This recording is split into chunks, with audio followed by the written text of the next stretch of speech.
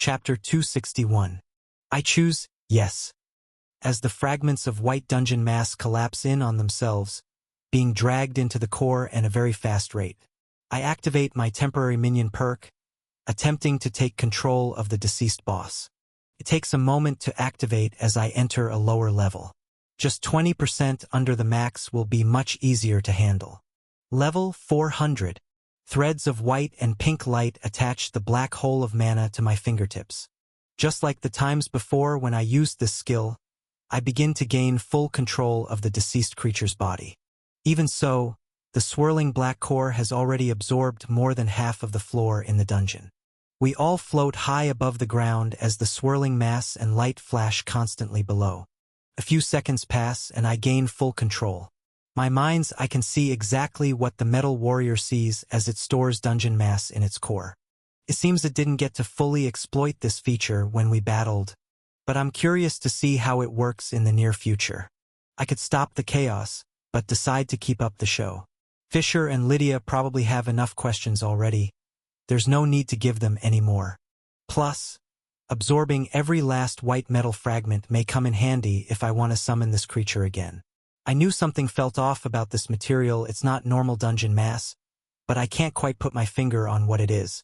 Our main mission is still to get to the top of this labyrinth. Not much else matters right now, so it's a question for another day. Simultaneously, the blinding white transfer magic of the boss room activates, bringing the three of us up to floor 24. Item storage. Not wanting to miss out on the potential loot of a ranked-up mutant boss like this, I place the bonded core into my item storage. My mana threads snap and dissolve the moment it enters my pocket world. Then the white transfer magic fades. My black boots sink into the ground as the familiar sensation of hot sand under my feet and the glimmering rays of sunshine beat down overhead. I take in a deep breath and the smell of salt water and fish fills my nose. The crash of a nearby wave makes me raise my eyes to see an ocean in front of us for as far out onto the horizon as I can see. I turn around to be surprised by the sight of an ocean off in that direction too. To my left and right, the waves of a deep blue sea fill my vision once again. Lush green palm trees grow high in the sky to give off a bit of shade, and smaller plant life grows below it. We all relax knowing that the boss room fight is over, but I can't help but realize the new problem we're facing. I whisper to myself, "This is a desert island."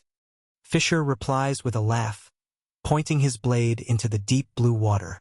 "Yeah, there's more too. Plenty of islands for as far as the eye can see." He's right. There's dozens of them way off in the distance, similar to the one we stand on now. Every few hundred meters, a small golden desert island with a patch of palm trees pops up. In between each of them, there's deep blue water and calm rolling waves. It's a beautiful sight. The only thing that bugs me is how silent it is. With rolling waves, golden sand, and lush green trees, it's like this is a string of paradise islands. A vacation resort even. It's a nice thought, but I know this isn't true. We're in a labyrinth. Lydia turns to me as I activate my all-seeing eye and search the dungeon for a boss room portal. We've already spent nearly 3 hours climbing. There isn't any more time to waste. I nod, locating the boss room's precise resting point as the white-haired mage speaks again. "We should get moving now." I nod, pointing my gaze off into the distance past the countless islands.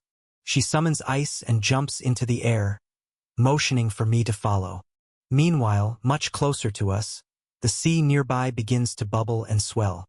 The water of the shoreline rises, making me snap out of my dungeon scanning process and airstep upwards to avoid the incoming flow of water. Lydia and I float about 10 meters off the ground, but the water mage stays down below, letting the crashing waves hit his ankles. Fisher yells as he backs up toward the exit portal. "I got this, you two keep climbing. Guard duty is up to me." My appraisal and inspect skills pick up the reading of the creature that's causing this ocean swell. LV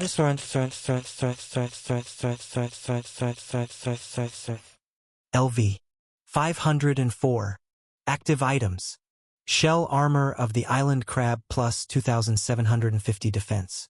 Active skills. Body hardening. Special grade.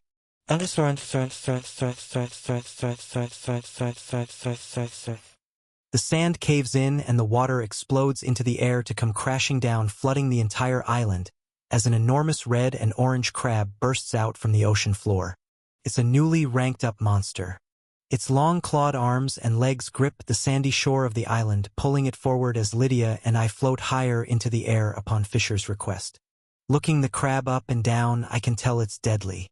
The monster's defenses and shielding are much more powerful than the base-level metal warriors on the floor below, but it's decided to play in the water. This is Fisher's element. I grin as I watch the blue-haired swordsman glow bright and the water that floods the island begins to rise into the air and surround him. It spins and blends with his glowing magic, creating a whirlpool of energy to form in the air around his body and sword. A bright flash of light and the twang of mana on mana clashing fills the entire island as we leave the two to have their duel. Stepping on air and ice, Lydia and I, the final duo, run off to find the boss room portal. Meanwhile, pincers fly and shells are cracked. I sense the crab's level reading disappear on my radar before we even make it to the next island. He took the ranked-up crab out in under 3 hits. I smirk, turning back around, now fully confident in the water mage's abilities, to see a stern look on Lydia's face. What's wrong? She pauses as we continue to run through the air on platforms of ice and wind just 30 meters or so over the open ocean. The woman doesn't respond until we pass the first island. Nothing. This is all just new territory for me. I haven't trained in many dungeons more powerful than this. We could be walking right into a death sentence for all I know. I nod, sensing another massive crab break through the ocean floor below us, but ignore it. One dungeon at a time. We'll face the 25th floor and see who is most capable of moving on. I just hope it's me. I'm looking forward to a good fight. I smirk and push off the air while activating my stat-boosting skills to move even faster. She responds with a light blue pulse of her own as we speed up towards the back of the dungeon. She responds, "You're right. One dungeon at a time." Chapter 262. We island hop above the massive crab creatures that explode from the sand below, devouring every bit of sandy beach one after another. The string of islands slowly sinks into the ocean floor as we move forward. The orange and red culprits all range from level 495 to 505. I send an occasional flaming shot down, but Lydia doesn't bother. I kill 3 in total, but unfortunately don't gain any levels. I'm sure if I stuck around and farmed here for an hour or 2, I'd be able to reach level 500 in no time. There are only 4 levels left. Surely I'll make it there soon. After another half an hour of flying passes, we make it to the final island. A lone boss room portal sits on the sandy shore next to a single palm tree. The deep blue ocean gently crashes and ripples behind it. Like clockwork, as a mutant crab erupts from the ground below, we jump through, letting the creature throw a fit by itself and destroy the island. Transfer magic flashes and brings us to a nearly identical island. The only difference is, behind us there aren't any remains of fallen sandy shores. It's a deep ocean on all sides. A small sandy beach devoid of life is all we get. The sand stretches out on all sides of 20 meters or so, and the ocean waves crash onto the shoreline. I shift my feet in the golden ground, preparing for something to attack. While gripping my sword, my gaze moves around the island and I power up my stat-boosting skills. It's best not to be overconfident. Like Lydia said earlier, everything beyond this point will be uncharted territory for her and myself. The unstable ground starts to shake and churn under our feet. This is definitely the time to make some distance between us and the incoming threat. The white-haired ice wielder and I both leap into the air as more sand crumbles away beneath our feet. By the time we make it up 10 meters, half of the small island has sunken into the ocean's depths. A dark red-colored crab waves its pincers and long legs in our direction in its place. It's a level 530 king crab. I glow red and Lydia glows light blue. She actually draws one of her blades this time. The hunter is finally starting to get serious. With 2 downward swings, the dungeon boss doesn't even get a moment to think. It's sliced in half with blades of ice and fire in a matter of seconds. It does show some resilience, as its shielding and body hardening activates. White light shines bright, but its hell shatters still, failing to stop either of our incoming strikes in the end. The boss room of the 24th floor is completed in under 10 seconds. Level up. We glide down to the sandy beach to collect a massive pink mana crystal and a fragment thick red glowing shell. It's a piece of the crab's shell with an impressive plus 3000 defense buff. I'd like to have it, but considering I stole the last mutant boss core without asking, letting Lydia keep this one doesn't bother me. The mage holds onto it as we're transferred to the next floor. Her voice can be heard through the bright white transfer magic. Floor 25. We're getting into the real dangerous territory now. The association usually only lets teams of 3 seasoned B-rank hunters farm on floors above this level. Prepare for the worst. Anything can happen. My heart starts racing with both nerves and excitement. The white light fades and my feet hit the hard dungeon floor. Feels chalky and flat, hard to grip with my sandy boots. Taking a deep breath in, I can feel the air is dry but the temperature is cool. It's silent. Way too silent. The ground beneath our feet is gray.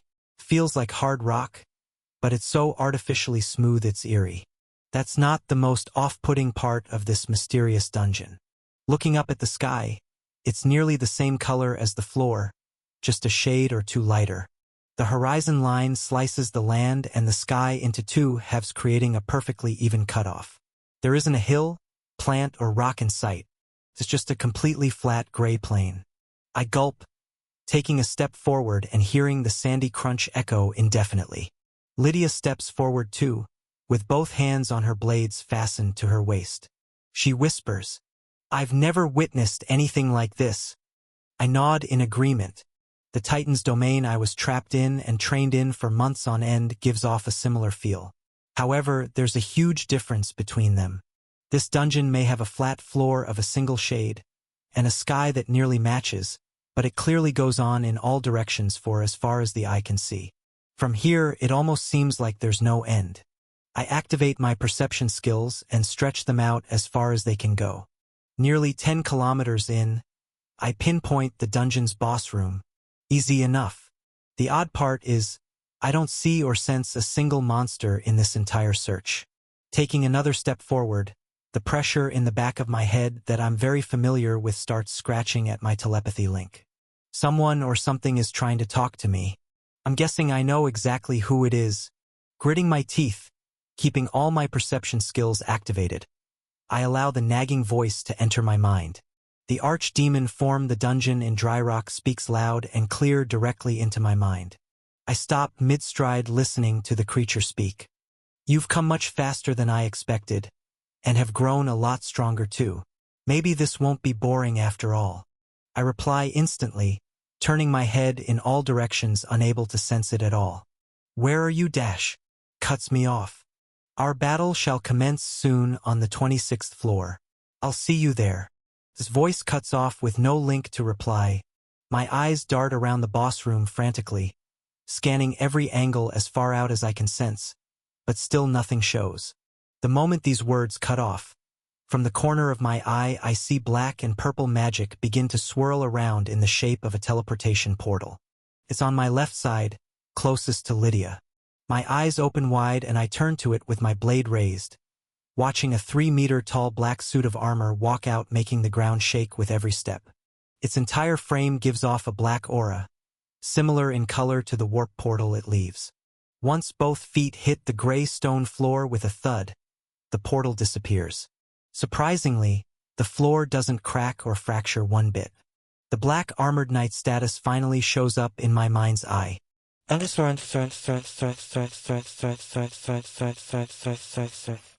LV 525. Active items. Armor set of the Demonic Guard plus 120% defense. Long sword of the Demonic Guard plus 115% strength. Amulet of the Demonic Guard plus 110% mental strength. Active skills. Dungeon Walker. Swordsmanship.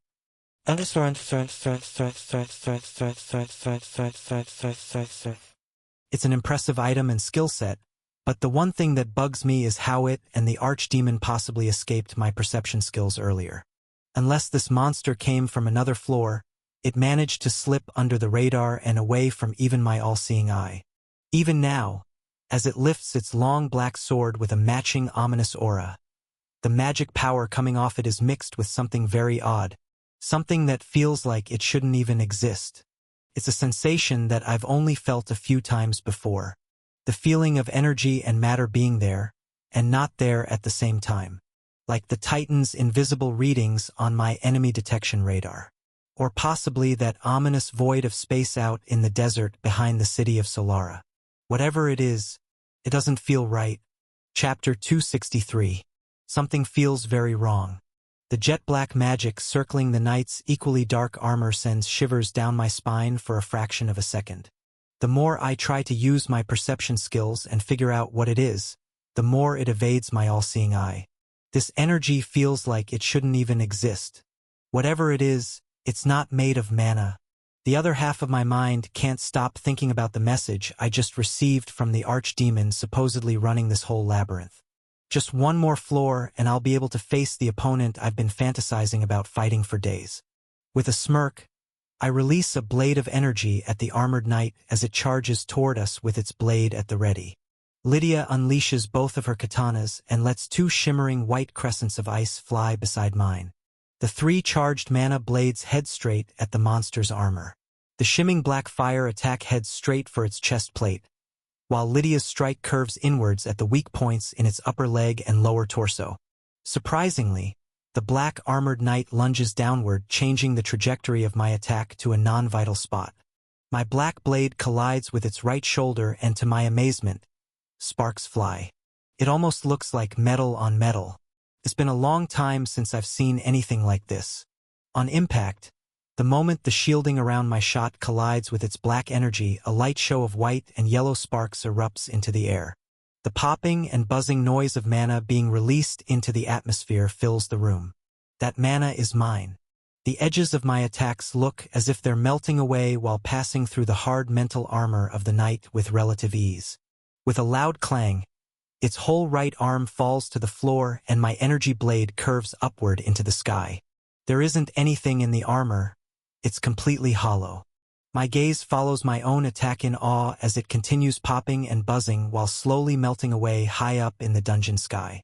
The black energy of this odd creature is able to erode and destroy any concentrated mana attacks. Not very fast, but the fact that it's able to use an unknown source of energy like this is definitely alarming. There's no sign of a hidden buff or special skill in its status. It doesn't matter right now. As my attack damages its right arm, the knight lunges to the opposite side right into Lydia's incoming crescents of ice. Just like my attack, light-colored sparks fly, but the bulk of the strike pierces all the way through its intended target. More loud clangs of armor sound as the black armored knight falls to the gray floor in pieces. Ice residue creeps over all of the armor, and a chain reaction of sparks flies as it spreads. Both Lydia's remaining shots and the residue left behind disappear into the air in just a few seconds. The black-colored aura starts to disappear from the enemy too, leaving a dark, sliced-up suit of armor on the dungeon floor less than 10 meters away from us. I stare at it with a blank yet curious expression, then speak up while blinking a few times. Did it jump into your line of fire? Or was I seeing things just now? We both slowly walk forward, still glowing in full battle mode. She replies, "It did." Our footsteps echo while we draw closer and the wisps of black aura completely vanish into thin air. There isn't a trace of this monster's essence left, but cold slash through armor and a sword on the floor. Using appraisal, it all registers as non-buffed gear. It's all just normal armor now. Lydia speaks up again. It negated both of our high-concentration mana attacks. I've never seen anything like that. Her eyes are wide, showing emotion I've never seen on the white-haired mage's face before. I turn around, scanning the entire dungeon again, but nothing shows up. According to my senses, there isn't a single other being present on this floor but us. I highly doubt this is the truth. We wait for over 3 minutes and finally, the armor begins to dissolve. It drops a mana crystal, but also a tiny black gem smaller than my fingernail. It doesn't register in any of my skills and gives off no magic power.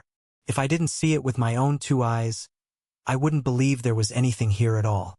The rock doesn't glimmer or shine, and there isn't even a hint of transparency to it. It's dull and black but is cut in the shape of a factory diamond. I lean over and pick it up, bringing the odd stone to eye level. Looking deep into the gem, it still just seems like an ordinary rock. The only odd thing about it is I can't sense inside.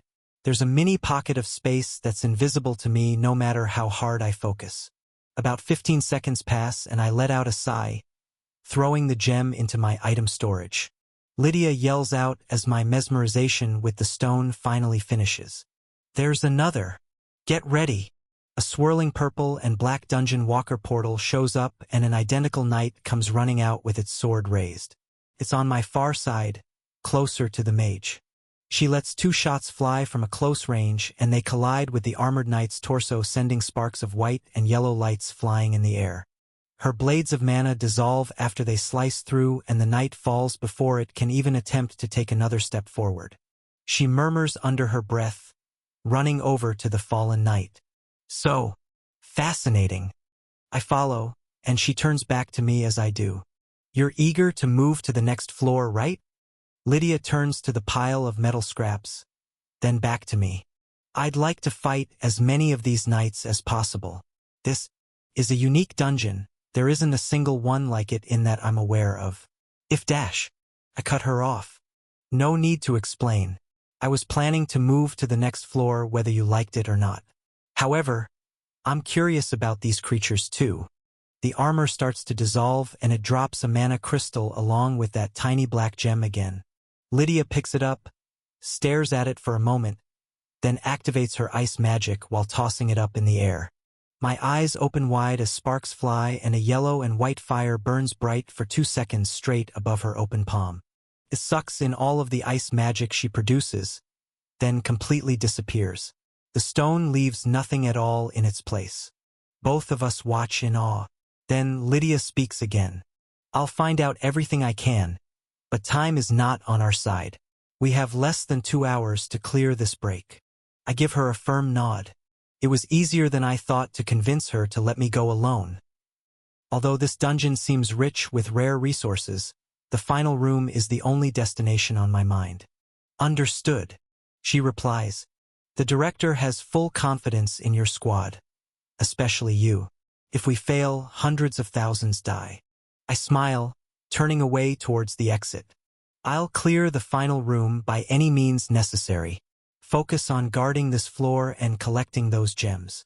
Another black and purple portal forms and I airstep away, leaving Lydia to farm the abnormal dungeon and guard the 25th floor from its impending break. Finally, I'm off to face the final floor alone. Chapter 264. I leave Lydia behind as she battles the jet black suit of armor that spawned in moments ago. It dives for her directly, ignoring me as I airstep away in the direction of the dungeon's far side. Oddly enough, over the next half an hour there isn't a single monster that comes onto my radar. Not a single one even spawns a portal below to try and fight me. I just fly through the sky in silence, letting the eerie silence of the gray-colored world aid in my building anticipation for the boss that's to come. I continuously try to reopen the link from earlier, but the archdemon's presence is nowhere to be found. I'm itching to try out my new increased power. Even with these unique night creatures appearing, a single attack slices through them like butter. This final challenge better be worth it. Slowly letting the grin of excitement grow on my face, the final glowing portal of the night's boss room comes into view. I let out a satisfied chuckle while gliding down to the floor and stepping through without a second thought. Once I defeat this room, I'll be one step away from taking on that demon. The white transfer magic takes me in and fades all the same as I activate all my battle skills in preparation for a fight. Once my vision returns, it feels and looks like I've been transported back to the start point of the original dungeon. There's no difference at all. A gray floor and gray sky surround me, plus the absence of any boss makes me even more confused. With a step forward, I grip my blade and take a deep breath. All I have to do is wait. It'll come. Pushing my perception skill to its limit and absorbing the MP in the air, All I hear is my own heart beating in my ears while my eyes scan the room over and over again. Despite its similarities to the endless dungeon I just left, this place seems to have a barrier-like cutoff around 700 meters away from me. I couldn't tell at first. The walls just looked like the sky from the 25th floor. I'm standing in a massive gray cube. Staring outwards, I feel a gust of wind hit the back of my neck. Instantly, I jump high up in the air while expanding a flat rectangular shield of pink mana behind me. Explosions of white light and sparks follow as my shielding is melted. A wavering black crescent of energy tears through it with ease. Under close examination, the blade that cuts my shielding isn't slicing through in a conventional manner at all. It's destroying the mana itself as it collides with my shield. The two masses of opposite matter collide, completely destroying each other in a magnificent blast. My gaze shifts from this display as I lock onto the menace that sent this shot.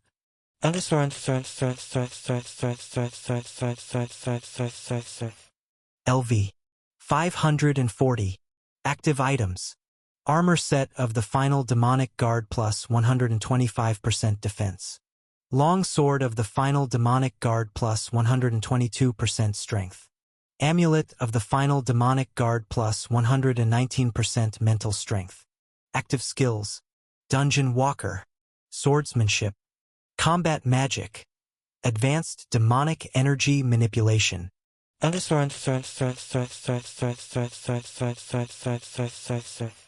This knight is nearly a full head taller than the ones back in the dungeon, and it exudes much more of that glowing black energy. Easily 5 times as much. This final kill catches my eye as it lets off another shot directly my way. Demonic energy?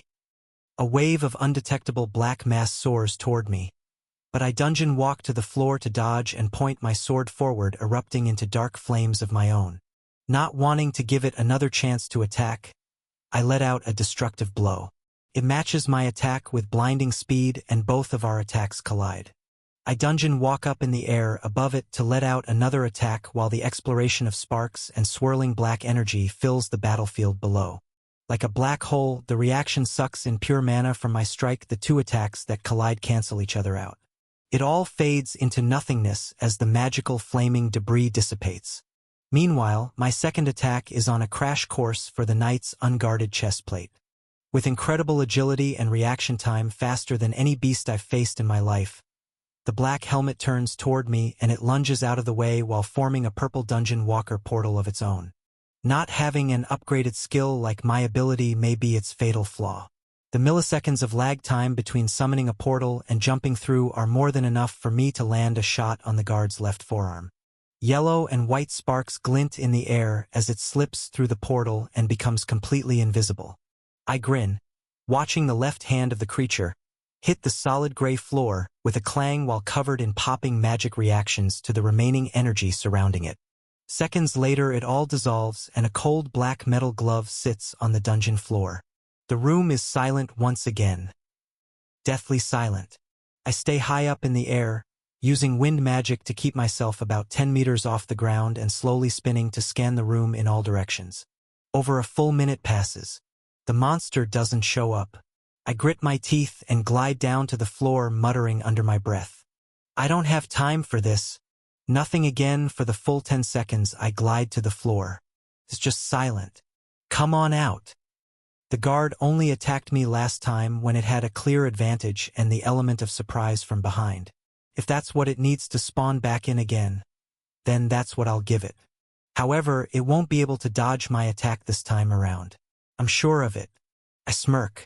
The moment my feet tap the light-colored ground, I spin and release a shot from my charged sword.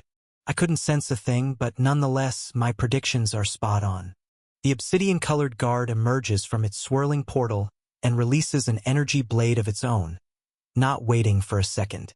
As it's released from the guardian's sword, the black energy is so close to the ground that it begins to react with the mana in the dungeon floor. A white and yellow light forms underneath it as a half-meter deep hole trails the knight's demonic attack. It's eroding mass from the boss room.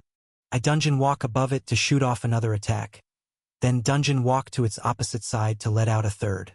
Over and over, before our first attacks even collide, I send for more flying at it from all directions. It has no time to think and nowhere to hide. They all make contact at a single point. With an explosive crackle, it looks and sounds like a house full of fireworks all ignited at once. The violent popping sounds and expelled mana and flames are mind-boggling. I smile ear to ear while air-stepping backward to watch the attacks hit the knight straight on from every angle. It attempts to portal out, but the lag time doesn't allow it to do so at this range. Black armor flies, and the eruption of energy explodes over 15 meters in the air before quickly dying down and collapsing on itself, disappearing into nothingness. In less than 4 seconds, the entire reaction ceases to exist and not a single drop of mana or swirling black magic is left behind. The lifeless armor falls to the floor. Level up. Level up. That's level 499. Just one more. I dungeon walk over to the now most definitely lifeless knight. The colliding shots cracked the floor and made a small crater, but it's not nearly as deep as expected. Possibly half a meter to a meter at its deepest point. My eyes lock onto the center of the armor as I slowly walk over and it dissolves before my eyes. Use absorption. Skill. Combat magic. Advanced demonic energy manipulation. Yes. No. Blue text hovers above the remains of the knight. With a grin, I choose yes without a moment of hesitation. The knights from the dungeon below were covered in this energy despite not having the actual skill to wield it. Something isn't quite adding up here. My thoughts are interrupted as the loot finally drops. With a light-sounding clink, a large mana crystal, along with a black rock over 3 times the size of the previous drops, are all that remain. The black stone has flat crystal-like edges. Unlike the rocks in the knight's dungeon, this one gives off a faint black aura. My eyes fill with curiosity as I place the crystal and stone into my item storage very carefully. My heart pounds faster and faster with excitement as I wait for the transfer magic to take me up to the final dark hallway. I'll have to talk to Ember about this new demonic power. I'm sure he has some valuable insight. It may be of great aid while facing the final floor. Chapter 265. My vision begins to fill with the familiar white light of transfer magic, bringing me to the next floor. So many questions fill my mind as a black hallway comes into view and my feet fall onto the hard, rocky ground. I defeated that knight with ease, but it's only because my mana control is on par with monsters much higher than my own level. With my armor buffs and an array of skills, that level gap can be raised even more. It was using demonic energy, not magic. Its odd attacks were able to destroy mine completely despite the overwhelming strength difference. If it had even a moment to think and dodge, my strikes were somewhat useless. It's time to get some answers. Item storage. The white spinning portal of my spatial magic lets Ember walk out. It's a tight fit in this narrow cave, but heading straight into the final boss room without a plan would be far too reckless. He takes a step forward and immediately opens our link. You've gained a lot of mana control. I take it those stones were all absorbed? Our levels have risen as well. Just one more before the rank up. Ember pauses, then looks me up and down warily. What trouble have you gotten yourself into now? He stares straight at me, not moving a muscle. It seems like he's looking right through. I respond. What do you mean? I already told you we were headed for a labyrinth. The trouble hasn't even started yet. I turn and point toward the end of the hallway at the swirling black portal. It's oversaturated with energy, but not nearly as bad as some of the violent eruptions of mana I've seen from some boss rooms. This one is calm, and waiting patiently for the floors below to collapse before releasing its magic on the world. In the meantime, it's inviting anyone in who wants to try their hand at battle. Ember nods slowly, looking at the portal, then back to me. I don't mean the labyrinth, I mean the demonic energy around you. I haven't felt an aura like this in ages. The black-scaled dragon tightens its gaze and gives me a curious glance, but I can see genuine concern in his eyes. I reply, demonic energy? Is it that dangerous? I haven't even used that skill yet. How can you even tell it's around me? Primer cant sensating. I stomp my foot on the ground. I only got it moments ago on the 25th floor. There were huge black knights covered in it. A toothy grin comes my way, this time with much more excitement. The Guardians. So it's a skill? You're not channeling it through your core. A sigh of relief follows as I nod. Ember continues. That makes much more sense. A demonic energy manipulation skill. Interesting. I thought we'd at least rank up before having to deal with power like this. I tighten my gaze too. Well, we are, and we don't have much time to spare either. Tell me what I need to know before facing the archdemon. Will I be able to use this ability against it? It seems like I'm going to need to use every dirty trick I can get my hands on. Ember pulses red, activating his plunder skill momentarily, then responds. You should know, demonic energy is the opposite of mana. If one essence touches the other in a fully active state, the two energies would cancel each other out. Demonic energy destroys magic at the cost of its own mass. Magic attracts demonic energy. The two are always bound to meet, but chaos is unleashed when they collide. Both destroy each other entirely. I nod, thinking about every attack the Black Knight sent out. They all disappeared after a ball of sparks ate up any mana in its path. Ember carries on. Most monsters are incapable of using this power. It is undetectable to them. Archdemons and other ranked-up demonic monsters that serve directly under the king are the only beings capable of wielding it. Even so, with an advanced manipulation skill, using it incorrectly can still easily be fatal. He stares into the portal, then turns to me. I raise an eyebrow at his mention of a king. Ember continues as I listen curiously. Even with your greater demon's core, it's not a safe power to use. If you have any active magic skills present while manipulating demonic energy, an unstoppable chain reaction could occur within you. Extensive training is necessary to use both in unison. I advise against trying out that skill until you comprehend what you're dealing with. I think to myself for a moment before responding. This is both an amazing power beyond belief and also very disappointing. It all adds up. Mostly, there's just one thing I don't want to gloss over. Ember said it in such a nonchalant manner, but it may be even more important than this new skill. The king? Who's the king? Like, a demon king? No one at the association has ever talked about a king. Wouldn't that be the #1 priority to take this monster out? I stare at Ember wide-eyed, then let out a sigh after a moment of pause. Then again, they hardly ever leak information to the public anyway. I wouldn't be surprised if they were hiding this too. Ember nods. I'm not sure what humans plan to do this time around. It's been over 50 years since I last got word of a plan. Usually, the king stays out of worldly matters. An archdemon serves directly under them, so if you want to find out any more information, you'll have to find out from the source. A labyrinth of this size is definitely farming a considerable amount of mana resources. It being destroyed moments before a full collapse will most likely raise some questions. He hesitates, then stares at me. Collapses like these are never randomly dash. Mid-sentence, the black swirling portal at the back of the room pulses with a wave of mana. It feels similar to the wave of energy I felt outside when one of the floors collapsed before we entered. I grit my teeth and turn toward the mass of spinning darkness. This is it. If I want to learn more, we'll have to jump through.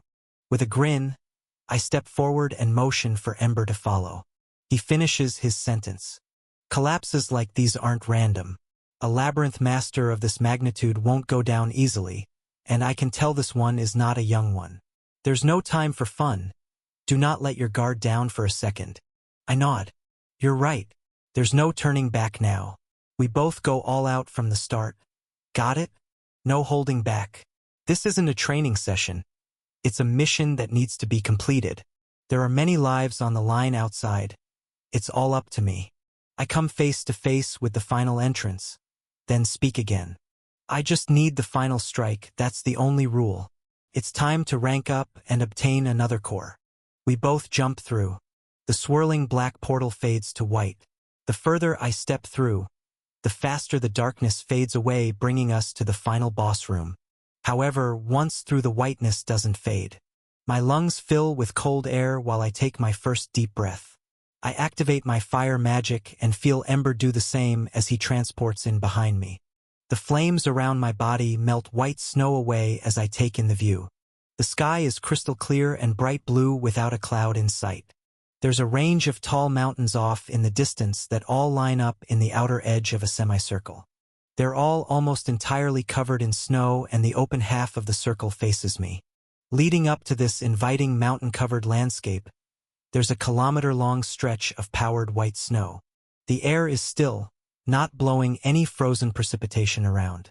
Ember and I release clouds of steam that slowly float high into the sky as the cold reacts with our fire magic residue. It's completely silent. Chapter 266. There isn't a single snowflake out of place in this vast whiteness. It's a pure solid white.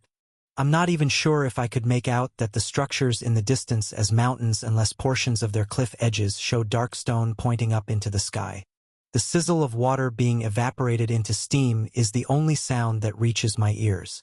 Everything else here is eerily silent. Well, it's actually not that eerie, more like peaceful silence. I'm just on edge because I know what's waiting for me. With each step forward, the snow beneath my feet continues to melt.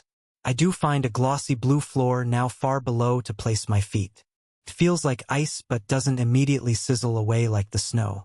This layer takes a few seconds to melt from my fire residue, so I'm able to walk across it. Using mana manipulation and wind magic to guide my steps, slipping around isn't an issue. After a few seconds, I air step into the sky and Ember follows. My prescription skills are on full blast, but nothing is showing up on my radar yet again. Why do these ranked-up opponents always make me wait? I hear a reply as I hop on his back and we begin soaring toward the back of the boss room. Stay alert. Could be lurking anywhere. Even if it's been watching you this whole time, I doubt it'd show its face the moment we enter its lair. I stay silent and follow the wise dragon's advice. We glide over the flatter portion of the landscape with ease, then arrive at a section of rolling hills. Beyond these, there's a wide shallow crater of blue ice with little to no snow at all leading up to the base of the curved mountain range in the back. The moment we cross over into the new section of dungeon, I feel a pulse of mana come out from the mountain. It's pure, crisp, and cold. This is nothing at all like I'd expect from a demon. Gritting my teeth, I stare forward and concentrate. The top of the mountain begins to glow light blue, filling the sky with its magical essence. It flashes, sending out another pulse mere seconds after the first. Ember comes to a halt, hovering in mid-air a distance away from the mountain. As the flash of white and blue light stops, a transparent shimmering circle of energy has formed behind the mountain's peak. It's enormous and gives off a mana signature that I've never felt before. It's mostly mana, but there's something about this ring that feels very off-putting. I can see the sky behind it, and the curved edges glimmer with silver and white light even after the flash but have become much dimmer now. Ember's voice echoes in my mind. The archdemon's battle partner has come to greet us. I clench my jaw and grip my sword. You were right. As these words transfer over our link, we're interrupted. A loud metallic twang and cracking noise come from the ring in the sky. It flashes silver, blue, and white again, sending out a final pulse much more bright and intense. This is followed by a deafening screech that distorts into a vicious roar. All I can see is snow from all the nearby mountains fall from their high points and tumble down in a mass avalanche. Ember reflexively flaps his wings, bringing us high into the air away from any future debris from the snowfall. Simultaneously, my enemy detection, inspect, and appraisal skills finally latch onto something.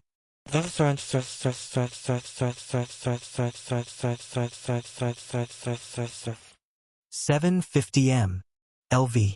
608. Active items. Tier 3 Dragon Scales. Plus 144% mental strength plus 90% magic resistance. Platinum Amulet of Frost plus 137% mental strength plus 90% ice magic. Active skills. Plunderer, legendary grade. Combat magic. Advanced ice summoning. Buffs. Ice dragons spawn. Hidden ability. Ultimate ice defense. Hidden ability.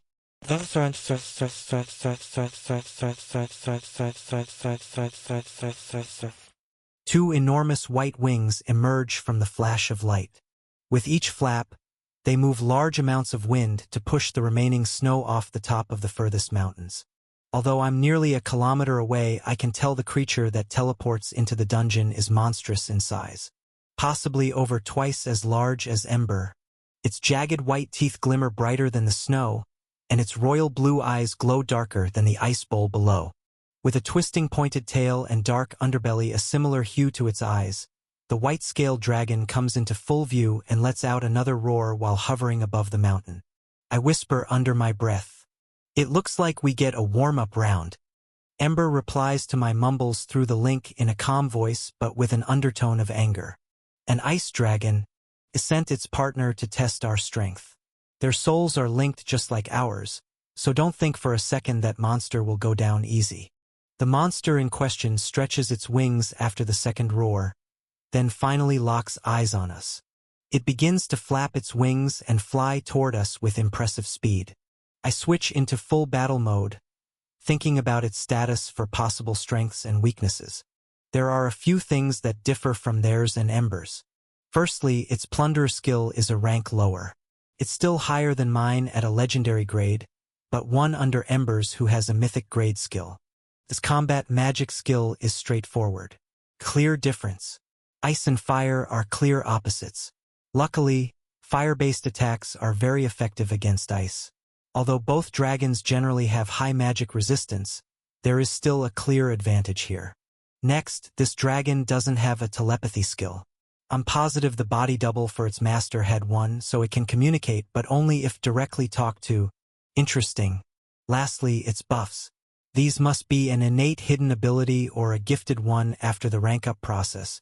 We'll find out soon enough. Either way, the fight is getting started. I reply, "Let's do this." I activate all my stat-boosting skills to their fullest capacity while reaching into my item storage to pull out my dagger.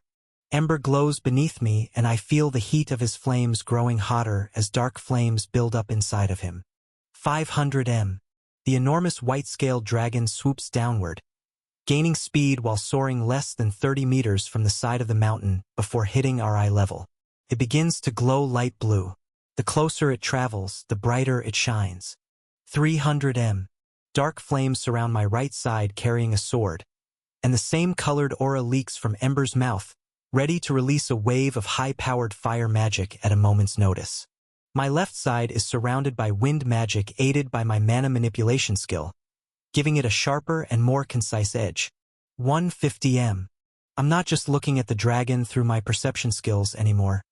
Its features are crystal clear and even more menacing than I expected up close. With glossy white scales and claws bigger than my entire torso, this ranked-up dragon is quite possibly the largest monster I've ever seen. Definitely the strongest.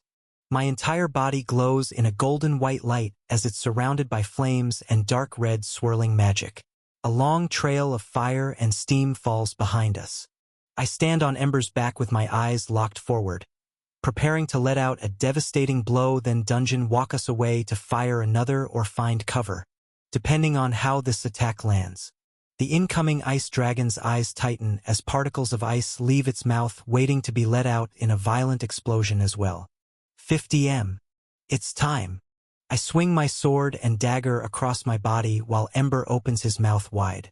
Two supercharged crescents of white and black mana-imbued light twist together and head straight toward the glowing white dragon. Beneath these mana blades, a thick dark crimson cylinder of flames erupts from the black-scaled dragon and follows the same path toward our enemy. The air around us ripples with intensity. The buzzing sound of mana and hissing sound of steam are all drowned out by what I hear next. The frost dragon's screech returns as it releases its counterattack of blinding white and blue light. The intensity of its blast is overwhelming. So much mana in such a small space. 0 m. Chapter 267. The attacks of fire and mana-imbued ice collide, shaking the entire boss room. Shockwaves of pure mana pulse from the collision as a wall of ice is summoned many times larger than the dragon I shot at. An adjacent wall of flames is produced as Ember's fire spreads over the blast radius. My wind and fire attacks hit straight on and ring out in an ear-shattering collision. They pause in mid-air, letting out the head-spinning reverberations followed by the sound of a loud crack. We swoop upwards to avoid the blast, but I watch with my all-seeing eye in anticipation while a thick sheet of ice fractures at its contact point. Splintering ice, fire, wind, mana, and intense plumes of steam fill the air in all directions for at least 100 meters as the thick wall of ice splits in two. Ember and I aim for the sky, charging up another attack as the summoned blue and white shield falls to the floor in pieces. Following very close behind is the uninjured frost dragon, grinning wide with its teeth leaking ice magic. The creature's royal blue eyes are locked on us, and it's shortening the distance gap fast. Our first attack may have broken through its first layer of defenses, but the fiery blades were completely destroyed before they managed to even hit its scales and mana shielding. It's a 2v1, and our combined mana control seems to be about the equivalent of our opponent, even with an elemental advantage. We're facing a superior monster. Finally, I smirk and speak through our link. We'll have to outsmart it and land a heavy hit early in this battle. To the sky, don't slow down even for a second. Prepare to release an attack on my cue. Still moving upward, Ember responds. Understood. Another flap of his wings increases our upward velocity, and the crackling dark red aura around us grows. We break through the clouds of debris and begin soaring into the sky, only going faster and not looking back. A screech sounds from beneath us, and I grip my weapons even tighter, channeling mana from the surrounding air into them, preparing for an attack of equal power to the one we just released. The fast-approaching dragon breaks through the cloud line less than a second later with its claws reaching up at us. Its mouth is glowing brighter blue, ready to fire an offensive attack this time around. We fly higher and higher. With each flap of the white dragon's wings, it gets closer and closer to us.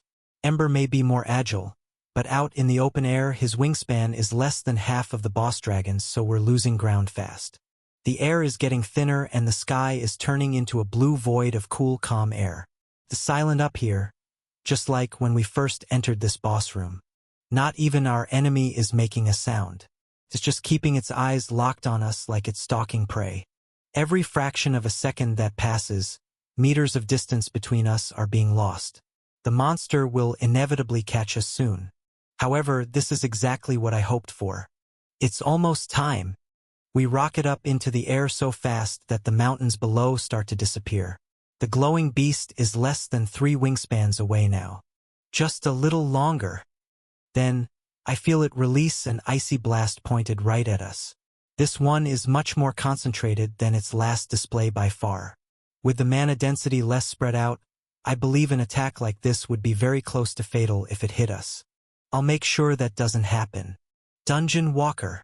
I teleport both of us below the frost dragon to the point in space where we were flying upward just moments ago.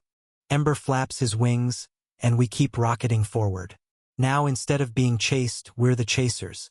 An eruption of deep blue glowing ice in the shape of a deadly spear shoots into the air, lighting up the sky and slicing through the empty space we just left.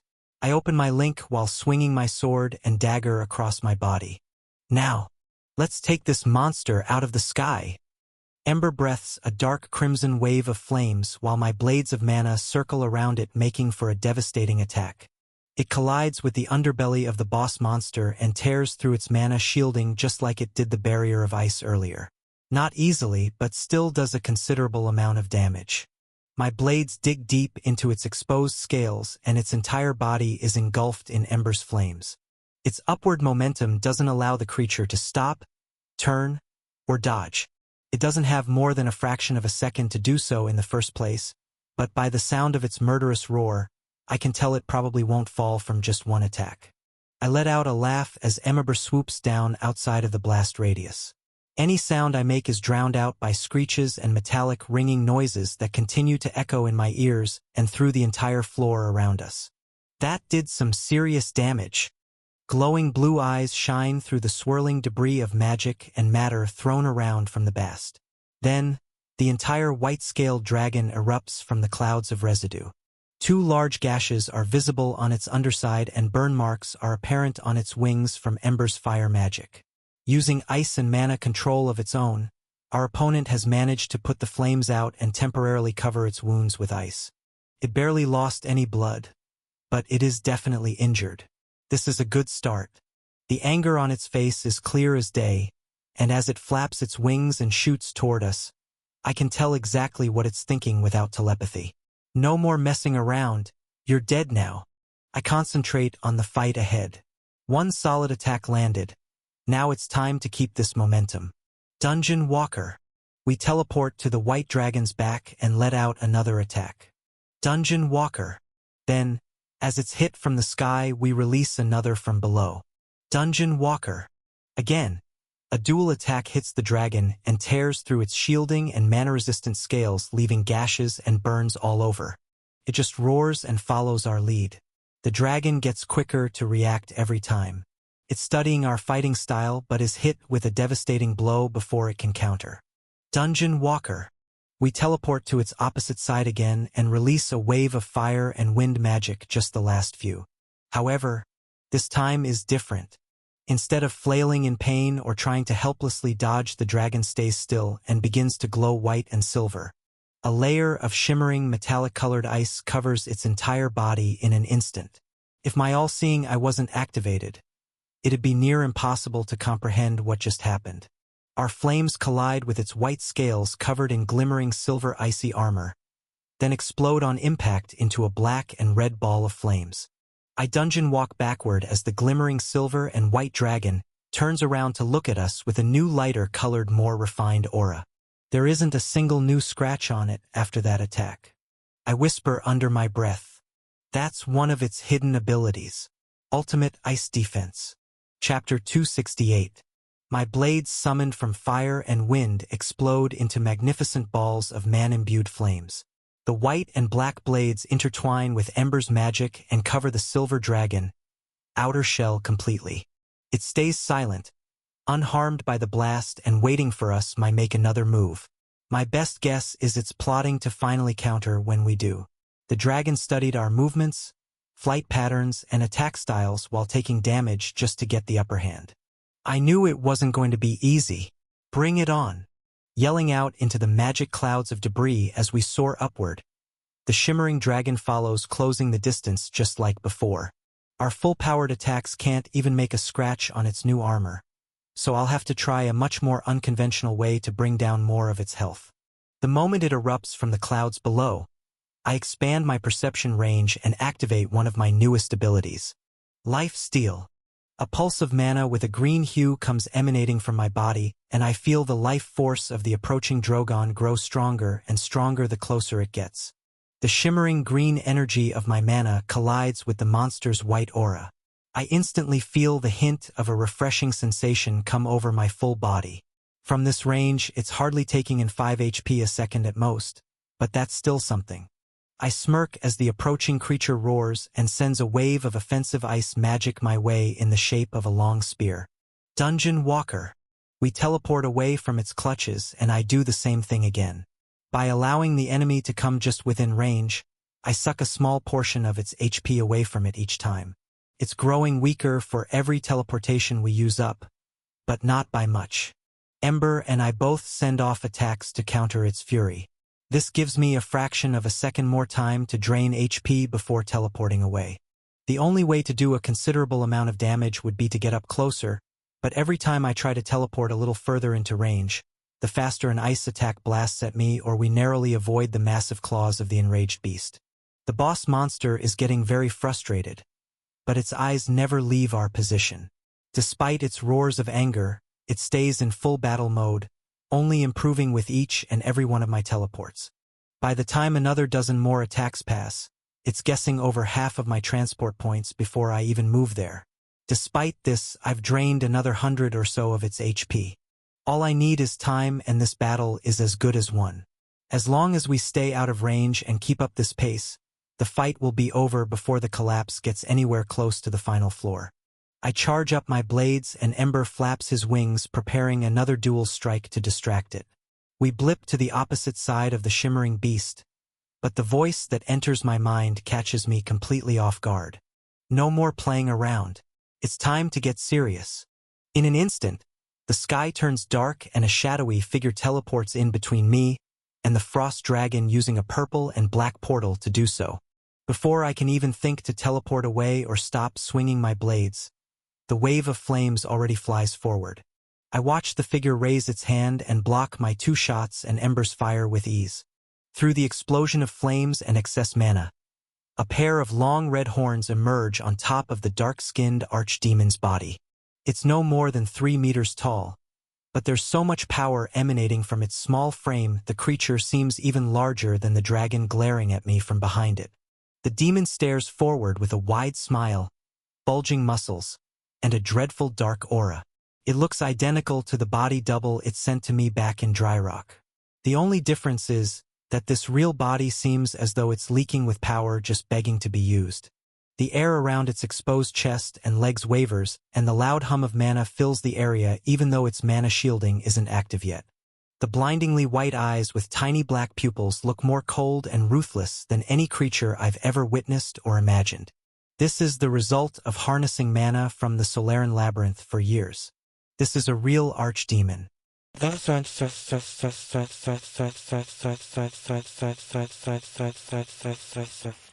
LV 608.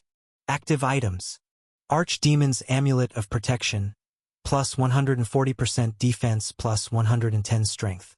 Crimson Ring of Truth plus 135% mental strength plus 120% perception.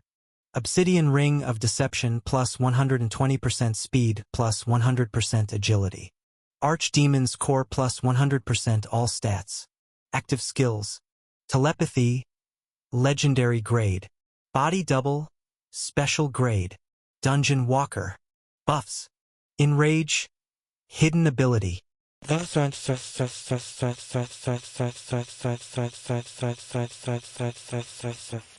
The silver frost dragon begins to glow brightly again behind the demon and lights up the sky. Our chances of victory in this fight just fell from within possibilities down into the slim to none range. The overwhelming power before us is over double our own combined mana control, and the growing white light is only increasing that gap. 3 portals of white spatial magic appear over the dragon's head as it lets out a roar. Out of each one, smaller white-scaled lizard creatures with wings materialize from thin air. They're over 5 meters long and have the same royal blue eyes and dark underbelly to match their summoner. I comment to Ember through our link. It's the second buff. A summoning spell just like the blue ogre king we faced. Using Inspect, I see LV 550 above each of their heads while they flap their wings and begin to glow blue with their own ice magic. This may have been a plan to deter us from trying, or a way to move me away from its source with this lifesteal skill.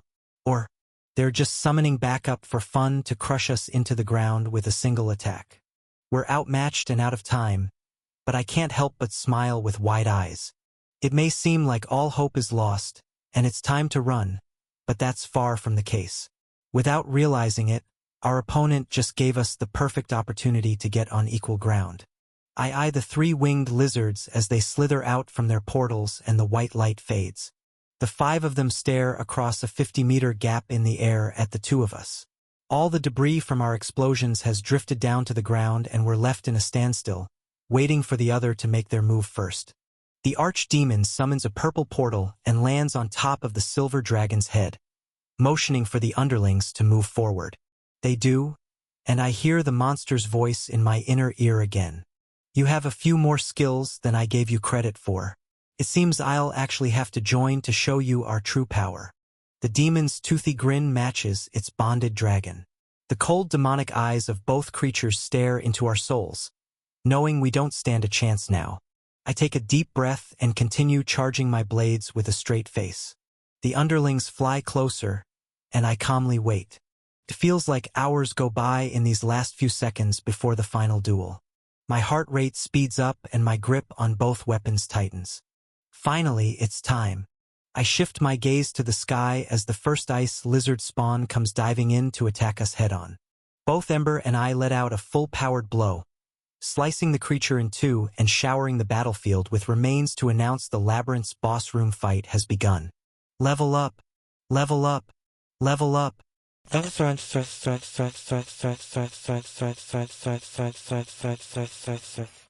Rank up. Yes. No. Chapter 269. It's time to rank up. A glowing blue text floats in front of my eyes after 3 level up notifications bring me well past the level 500 threshold.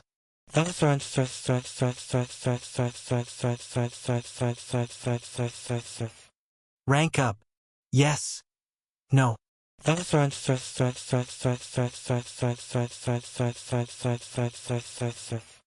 I choose yes.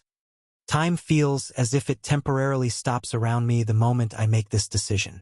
The 2 other ice lizards still come at us from above on both sides, but so much slower than before. My breathing is loud in my ears, and my perception of magic around me only gets more heightened the longer I'm exposed to this odd flow state. As my gaze shifts over my surroundings, a white glow starts to shine below me, and I feel Ember's scales begin to shift and vibrate. Looking down, the black-scaled dragon glows white too, and my body begins to react. The base of his back I'm standing on begins to expand. The scales grow larger. The white light feels warm. Its pure energy expands in my chest, distributing itself evenly throughout my entire body. I take a deep breath in and my eyes open wide. Feels like the first real breath I've ever taken. The air tastes sweet and the world around me looks even more crystal clear than I already thought it was. It's like my all-seeing eye is activated at all times, not just the hint of passive control I had before. The efficiency of my mana usage just drastically increased, and I didn't absorb a single MP. This explains how Lydia kept up with me earlier. She didn't absorb the same amount of MP as me. She was just ranked up. Odds are, the Ice Mage probably hasn't absorbed much more than Fisher. My mana control easily doubled in a matter of seconds. I check my status and see a single change under the buff section.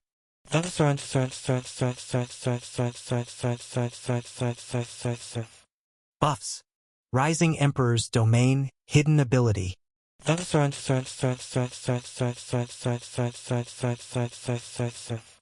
I take a closer look.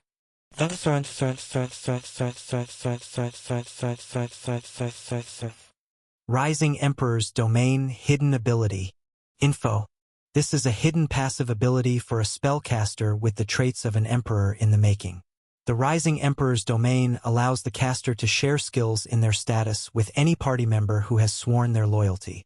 A copy of the exact skill shared will appear in the party member's status. If this member betrays the caster or leaves the domain's range, the skills will be deleted from their status.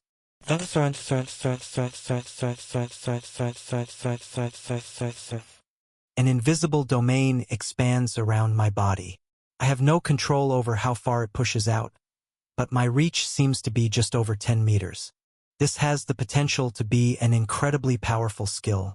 The grin on my face starts to grow wider as I activate Appraisal to see the new buffs Ember has received in addition to his mana control increase.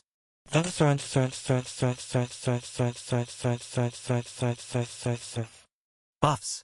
Ultimate Fire Defense. Hidden Ability. Crimson Aura of Attack. Hidden Ability.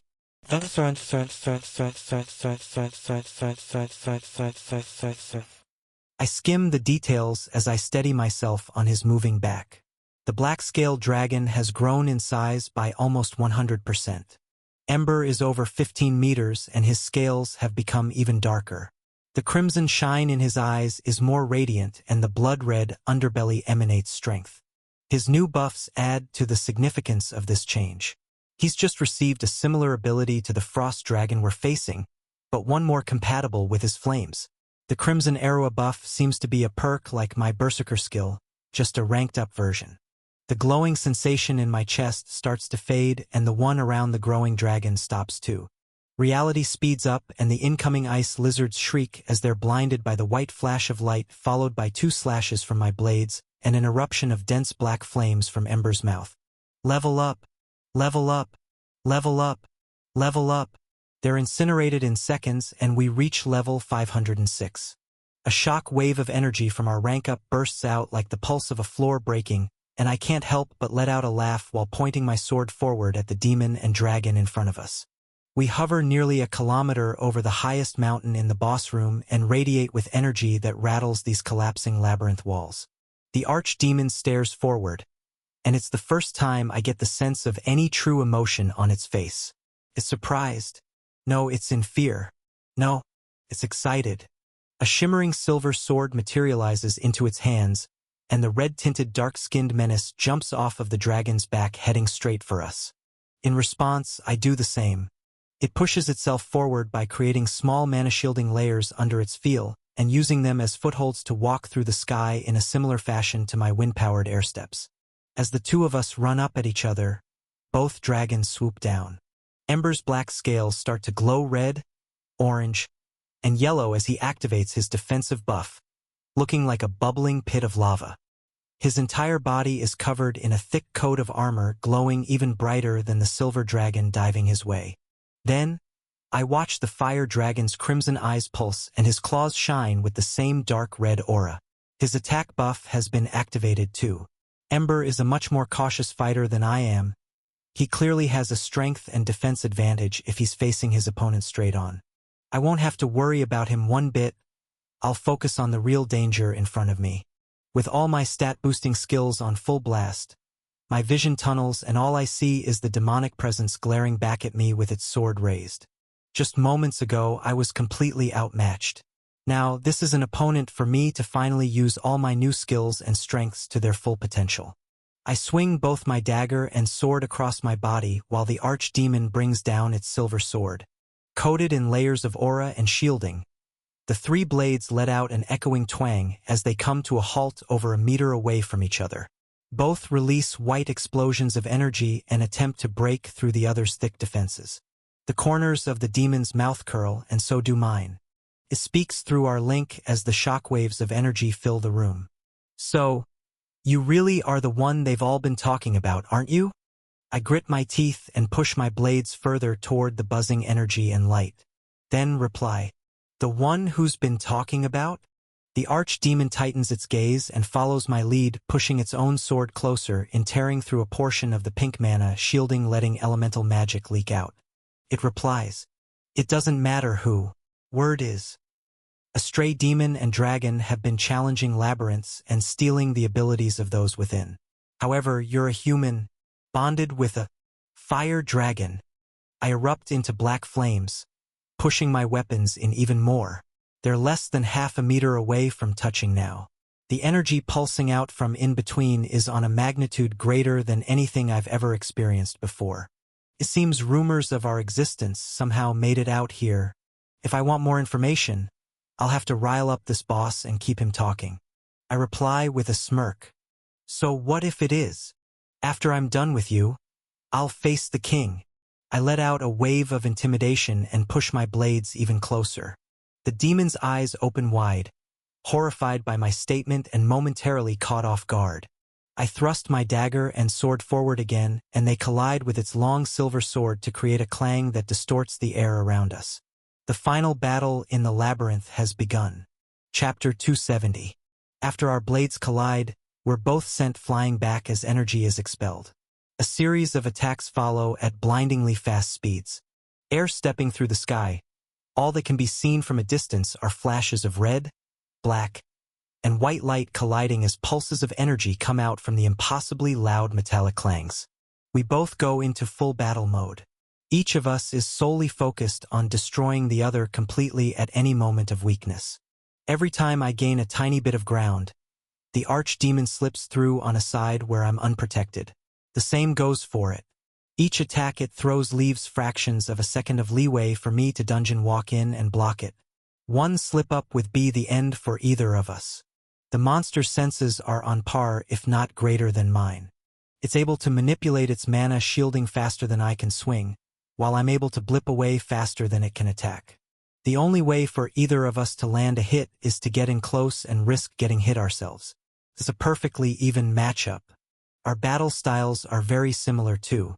Rigid and rational movements driven by hunger and greed for any room to strike. The archdemon speaks up again as our endless clash of metal on metal continues. If you're unable to land a scratch on me, you have no hope of stopping the great collapse. It grins, letting out a pulse of new red magic that covers its body. Without teleporting, the monster moves over to me with blinding speed and eyes that seem to stare straight through my soul. After just 20 seconds of numerous blocks, it seems like it's activating a trump card and already going in for the kill. The devious creature's silver sword comes down at me with nearly untraceable speed. I block it with both my weapons at the last second but am pushed downward under the pressure of its attack. It speaks again as I realize it activated its Enrage hidden ability. This is where this new power is coming from. A human has never challenged this labyrinth's top floor since it was created. I've had to travel to the nearby linked dungeons for my fun. It grins while pushing me down toward the mountain below. I'm clearly overpowered but can teleport away if I wish. However, it's spilling good information now that I'd rather not miss out on. I let the archdemon push my blades back as we fall through the sky. Continues to speak through our link in a deep echoing voice. As my first and only challenger, I have to say your power is commendable. Unfortunately, a human can never truly surpass a demon in its element. Pulses darker red, showing off even more power. We fall past the two dragons as they clash. Fire and ice explosions fill the sky, lighting up the face of the demon that angrily stares into my eyes. A full second passes and I feel it activate another skill. It pushes its sword forward with a powerful thrust, sending me down toward the base of the mountain and slicing into my side, drawing blood. At this rate, it'll take less than 3 seconds to hit the center of the shallow area like floor ember and I flew over earlier. I smirk, activating my self-regeneration and life steal skills as we both fall. The demon continues as I watch 2 exact copies of itself emerge from the monster's back. I'll show you the full power of an archdemon and make you pay for your foolish remark against the king. You have no right to challenge the creator, the one true demonic emperor that will conquer this world like it has many others. The beings that emerge from its back separate and I watch 2 body doubles at level 575, each detaching from its main body carrying the exact same long silver sword. The 2 of them dive forward in front of the archdemon's main body and swing their swords down at me as the ground gets closer and closer. I finally reply, content with the information I've gathered. Bring it on. My feet collide with the icy floor beside the mountain's base, creating an impact crater tens of meters wide while blocking the 2 silver swords with my own weapons. The main demon's body comes plummeting through and I dungeon walk backward to avoid its deadly red glowing strike. Breathing heavily, I stare down the 3 crimson demons now 30 meters away as the ice chunks from our impact settles. Their 6 glowing white eyes lock onto me, and I stare back. I can easily take out its doubles if I have a second or 2 alone, but focusing on one of them now would leave me wide open for a fatal blow. Activating my item storage, I let the golem core from the dungeon break and the metal warrior core from the floor 23 boss room fall to the ground. I reactive my mana manipulation perk on both of them and allow both to respawn at level 500. I clench my jaw as thousands of MP leave my body, but regain it instantly with my plunder skill. The black core of the metal warrior starts to pour shards of white metal from its abyss and form the monstrosity I fought earlier. The shimmering clear core of the stone golem lies on the ground, vibrating violently. The floor shatters and rock from deep underground forms around it to build up into a gray stone golem the same color as the exposed stone of the bare mountain in front of us. Dense pink strings of mana are visible coming off my fingertips as I manipulate my minions to move forward. They're covered in shielding and are constantly being replenished from the source. The 2 demon body doubles run forward at them and leave the middle of the battlefield open for the main fighters to clash. The archdemon snarls and lunges forward at me with blinding speed. I smirk and push myself forward to match it. All 6 of us clash at once, while both dragons collide in the sky. A series of dungeon walker portals and teleportations follow as we chase each other around the battlefield. One slip-up from either of us will result in a fatal blow that finishes this battle. Clash after clash only leads to minor arm, leg, and flesh wounds that I heal with self-regeneration and lifesteal. My mana sources are nearly unlimited, so I never need to worry about this. The demon is faster and stronger than me by about 30% with its new hidden ability activated. but the lag time between our teleports gives me just enough time to block and counter while landing quite a few hits of my own. The Rock Golem and Metal Warrior are putting up a good match against their opponents. Even when their cores are shattered, the influx of MP heals them back to 100%. A distraction is all they need to be right now, so it's perfect. Just 30 seconds pass, but it feels like hours. In such a short time, I've received over 30 small wounds and landed 10 of my own back on the menace. I heal my HP and MP every time, but this doesn't help my mental and physical fatigue. I've never moved this fast and exerted this much power in my life. Multiple times a second my MP bar's full capacity is used on the golems, my shielding, as well as full power attacks and healing spells. It's invigorating and exciting, but the physical damage done to the Archdemon is nowhere near enough to continue this battle style and have any hope of winning. I push through and continue to rack my brain for ideas. The base of the mountain becomes a complete and total war zone. All of the blue ice that covered it previously has melted away due to the enormous blasts and residue of my hot flames. A full minute of endless clashing continues. I heal over 60 more non-fatal wounds and land almost 24 of my own back on the Archdemon's arms and legs along with about 1000 HP from lifesteal. It's still at over half health, and the tingling sensation of overusing mana is starting to spread to every point on my body. I won't be able to keep this up for much longer. All of my stat-boosting skills are raging like a furnace, and any sneaky tricks will take far too long to activate. A risky tactic would be to allow this monster to get me to under 10% health and activate Final Breath, but I'd be putting myself in a vulnerable position with a limited amount of time to complete the task. The last time I activated that move, I was asleep and out of commission for many days after. I'll just have to endure. Another 30 seconds pass and my body feels like it is being torn apart from the inside. I've burned through millions of MP in just a few minutes. I can't go on much further. Dungeon walking away isn't an option right now either. Even if I try to find Abby on another floor for a quick full restore, I imagine this Archdemon would follow. It'd lead to me having to protect much more than just myself. Every one of my teammates would be in danger then. There's only one other option I can think of. It may be even riskier than the others, but my intuition is telling me this may be the only way. Plus, when else will I get to try an ability like this one out? I stop in the center of the shallow arena as the golems clash by my sides and the dragons let out another magnificent ball of flames and ice high up in the sky above the mountain. The Archdemon flies my way with increasing velocity. It grins wider and wider as I stand still and take a deep breath while deactivating all of my active and passive skills. His voice echoes through my inner ear. A valiant battle for a human, but you see the result will only end in your failure. I have won. It swings its sword, enjoying every moment that passes as it comes closer. The demon believes in its heart that it's the winner. I stare back with a confident grin and activate my newest skill. Demonic Energy Manipulation. Chapter 271. My Demonic Energy Manipulation skill activates and I feel all the tension and mana fatigue soreness in my body completely disappear. Actually, all feeling in my body dissipates completely. My perception of reality shifts, making the world around me move much slower than the thoughts in my brain race to piece together this new puzzle. The blue ice turns white from my point of view, and all the color is sapped from my vision. The furious mutilated Archdemon is running my way with its silver sword outstretched, but I can't see the shielding or aura surrounding it like earlier.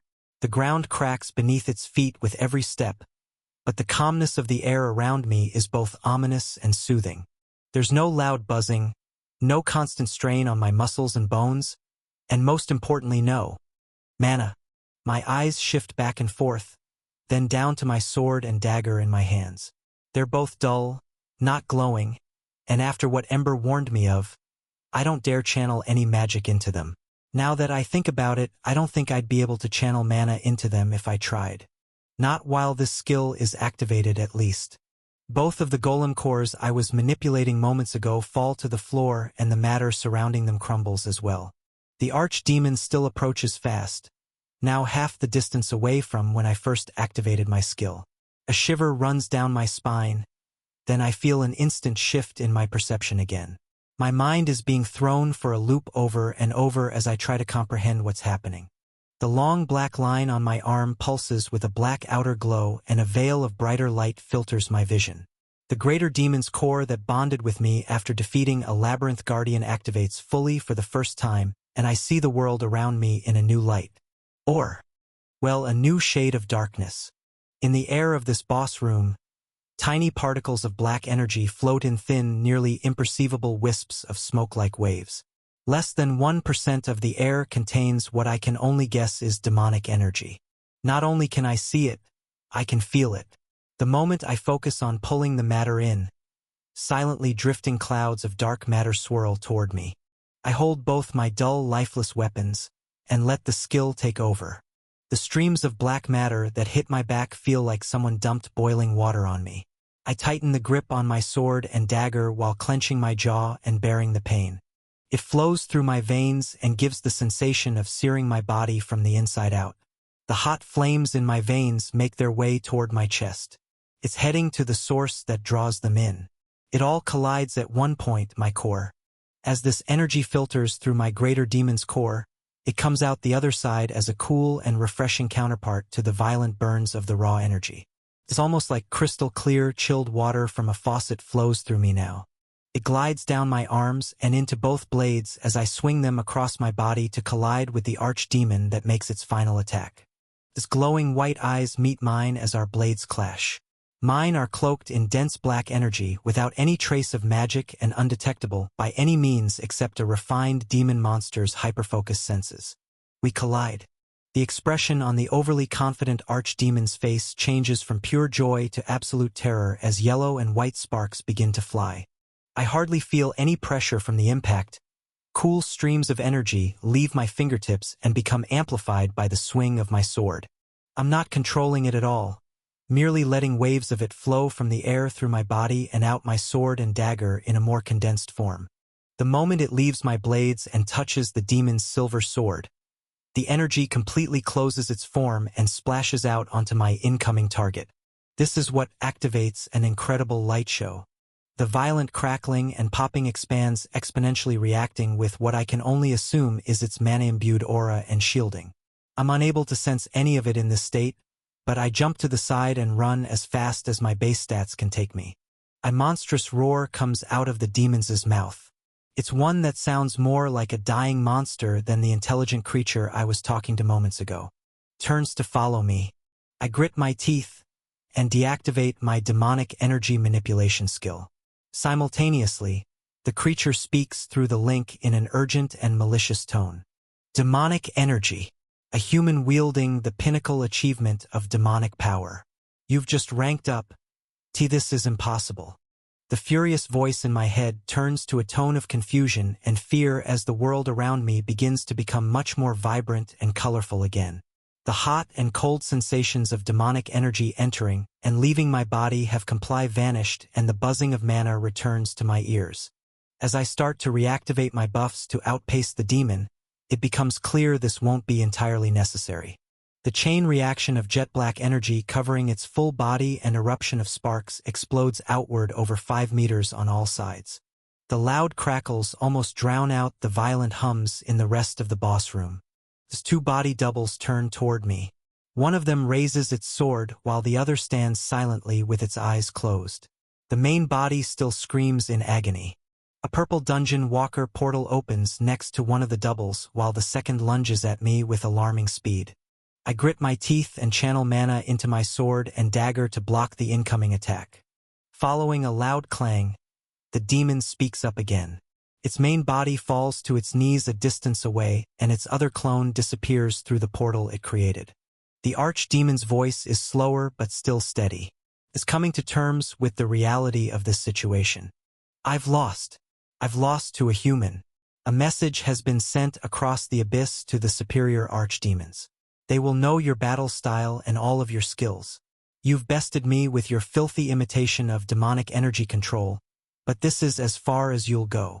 I power through the body double's defenses and slice it in two. The main demon's body begins to fizzle out and the crackles of sparks cease. It leaves me with a final remark. You cannot stop what's already in motion. In time, your world will be ours. The sparks stop, and the arena falls silent. All that remains is a melted silver sword and a pile of black ash.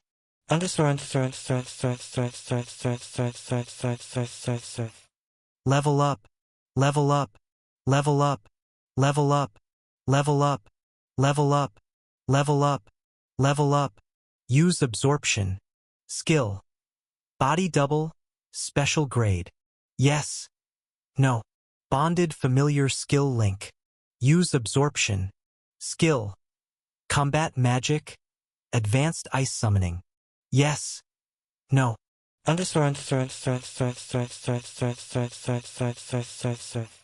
Multiple lines of text hover over the archdemons remains as I eye my status screen reading out level 514.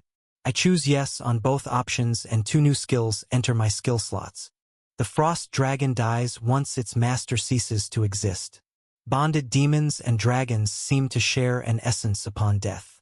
I whisper under my breath in confusion, sporting a wide grin. It's over?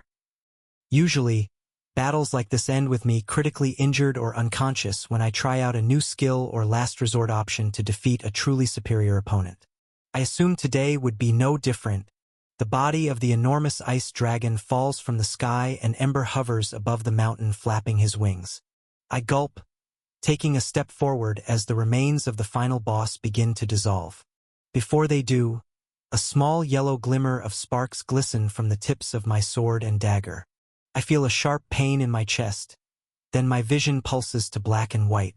I gasp for a breath of air and fall to my knees. Chapter 272.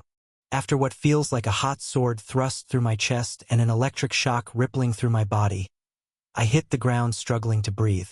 Shock and confusion fill my mind as the room's colors fade to black and white again. What's going on? The last few seconds of this battle are mostly a blur, but I'm positive I won. I defeated the archdemon, and it told me everything I wanted to know. This doesn't make any sense. Actually, now that I have a moment to think, nothing that demon said makes any sense. Sending a message across the abyss? Demonic energy being the pinnacle of demon's power? The king is trying to take over this world. Also, the fact that I wasn't able to sense any mana while wielding this new skill and defeated a labyrinth guardian with a single attack is mind-boggling. With so many unanswered questions swirling around in my head, it makes it difficult to focus on the real problem at hand. The grip on both of my blades loosens, and my knees rest on the cold, hard floor of the boss room. Yellow and white lights still crackle from the tips of the 2 weapons. My eyes widen as the reactions slowly start to grow. It looks exactly like the result of mana and demonic energy canceling each other out. Clink. In the same moment, a palm-sized black sphere falls to the floor in front of me out of a dissolving pile of ash. Blue text hovers above it. Archdemon's Core plus 100% all stats. Letting go of my weapons, I grab the orb and it instantly sinks into my palm just like the previous one I bonded with. The stat boosts are immediate, and the natural perception additions are very noticeable. Before I can enjoy this moment in my dazed state, the sharp pain in my chest comes back. This time around it's even more intense. I can feel a headache coming on too. I rest both hands on the floor and watch another dark black line appear on my other forearm. It winds up to my shoulder and curves to my chest. I can only assume my eyes have grown much lighter after this core absorption too. My gaze darts back and forth as I try to catch my breath and stand to my feet. The sword and dagger I left on the ground are crackling and popping with sparks. The reactions are only growing, so all I can think to do is open my item storage system and put them inside. The white spatial magic portal opens and a voice enters my ears as Ember flies down from the sky with a shiny silver amulet hanging from his mouth. Stop! I look up and appraise the item he's holding on instinct. Platinum Amulet of Frost plus 137% mental strength plus 90% ice magic. The sharp pain in my chest returns, but bear it without falling over. Keeps coming back every time I use magic. Ember keeps speaking. That was horribly reckless, but I believe it may have been one of the best options to secure a guaranteed victory. I grit my teeth while nodding and look up at the enormous ranked-up dragon that lands in front of me on the hard ground.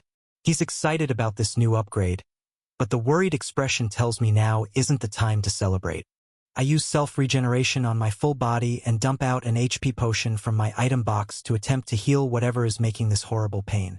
Once all the shimmering green liquid from the bottle disappears, I feel as good as new. Sporting a grin, I let out a sigh and use telekinesis to grab the swords on the ground, as well as the golem cores I disconnected from during my match earlier.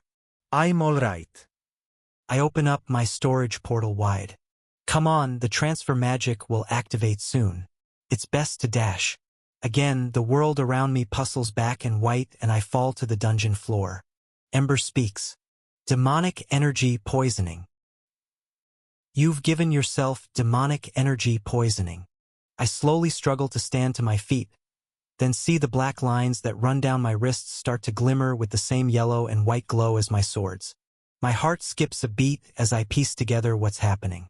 I whisper under my breath. There's no way to stop this, is there? All I get in silence in return. Ember nods slowly as my mind runs wild. I quickly open my status and scroll through my new skills. Ice magic is great, but it can't help me right now. Self-regeneration and HP potions won't help, so lifesteal is a dud too. Body double dash.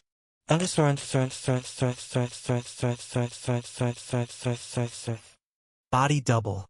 Info. The body double skill allows the caster to create an exact copy of their being up to 75% of the mana control and 90% of the level and natural stat capacity of the original form. This double will obtain every skill the original body possesses, but none of the active buffs. Magic items will also receive a doubled form, but cannot be transferred to any other being. Once a double is killed, all items and the essence of the doubled being will dissolve into pure mana. No experience points can be earned from killing a body double. The special grade perk allows the caster to control doubles while asleep, unconscious, or in suspended animation indefinitely. Up to 2 body doubles may be controlled at once. Grade. Special grade. Upgrade.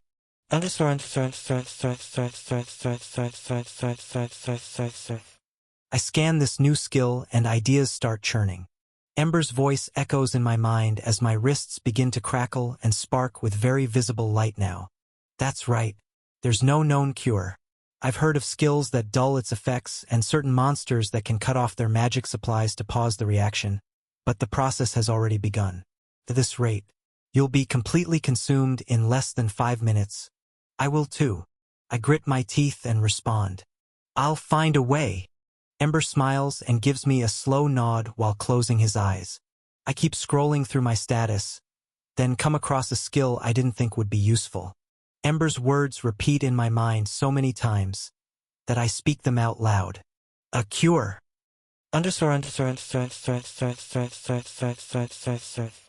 Hibernation. Info. Hibernation allows the user to fall into a deep slumber and cure any curse, disease, or illness given enough time. Hibernation costs a set amount of MP upfront, and the user will not require food, water, or excess mana until the process is complete. If awoken before hibernation is complete, progress will be 100% negated. The effectiveness of hibernation is greatly decreased if a curse or disease inflicted on the user comes from a being of significantly greater mana control or level. It may take significantly more MP to complete a difficult request. The user's defenses will decrease by 99% during hibernation. The user's defenses will decrease by 50% for 12 hours following hibernation. These debuffs may not be completely removed by any skill below the mythic rank. Special grade perk. Hibernation time is decreased by 50% and upfront MP cost is reduced by 35%. Post-hibernation debuffs may be reduced by up to 50% with specified MP cost depending on the severity of the ailment cured. Grade. Special grade. Upgrade. My eyes open wide as another blue text box shines in front of my eyes. Use hibernation. Cure. Mana fatigue J Soju. Demonic energy poisoning J Soju. Flame Emperor's sword. Wind Tyrant's dagger. Cost 523.06 KMP. Time 9.2 days. Yes. No. I got it. If I accept right now, odds are I'll be incapacitated before being transported back to Solara. This doesn't seem like a good option to me. It's not that I don't trust my team, it's just that I'd rather not bet on chance when there's a much better option in front of me. I walk over to Ember, making contact with him and my two blades. Dungeon Walker.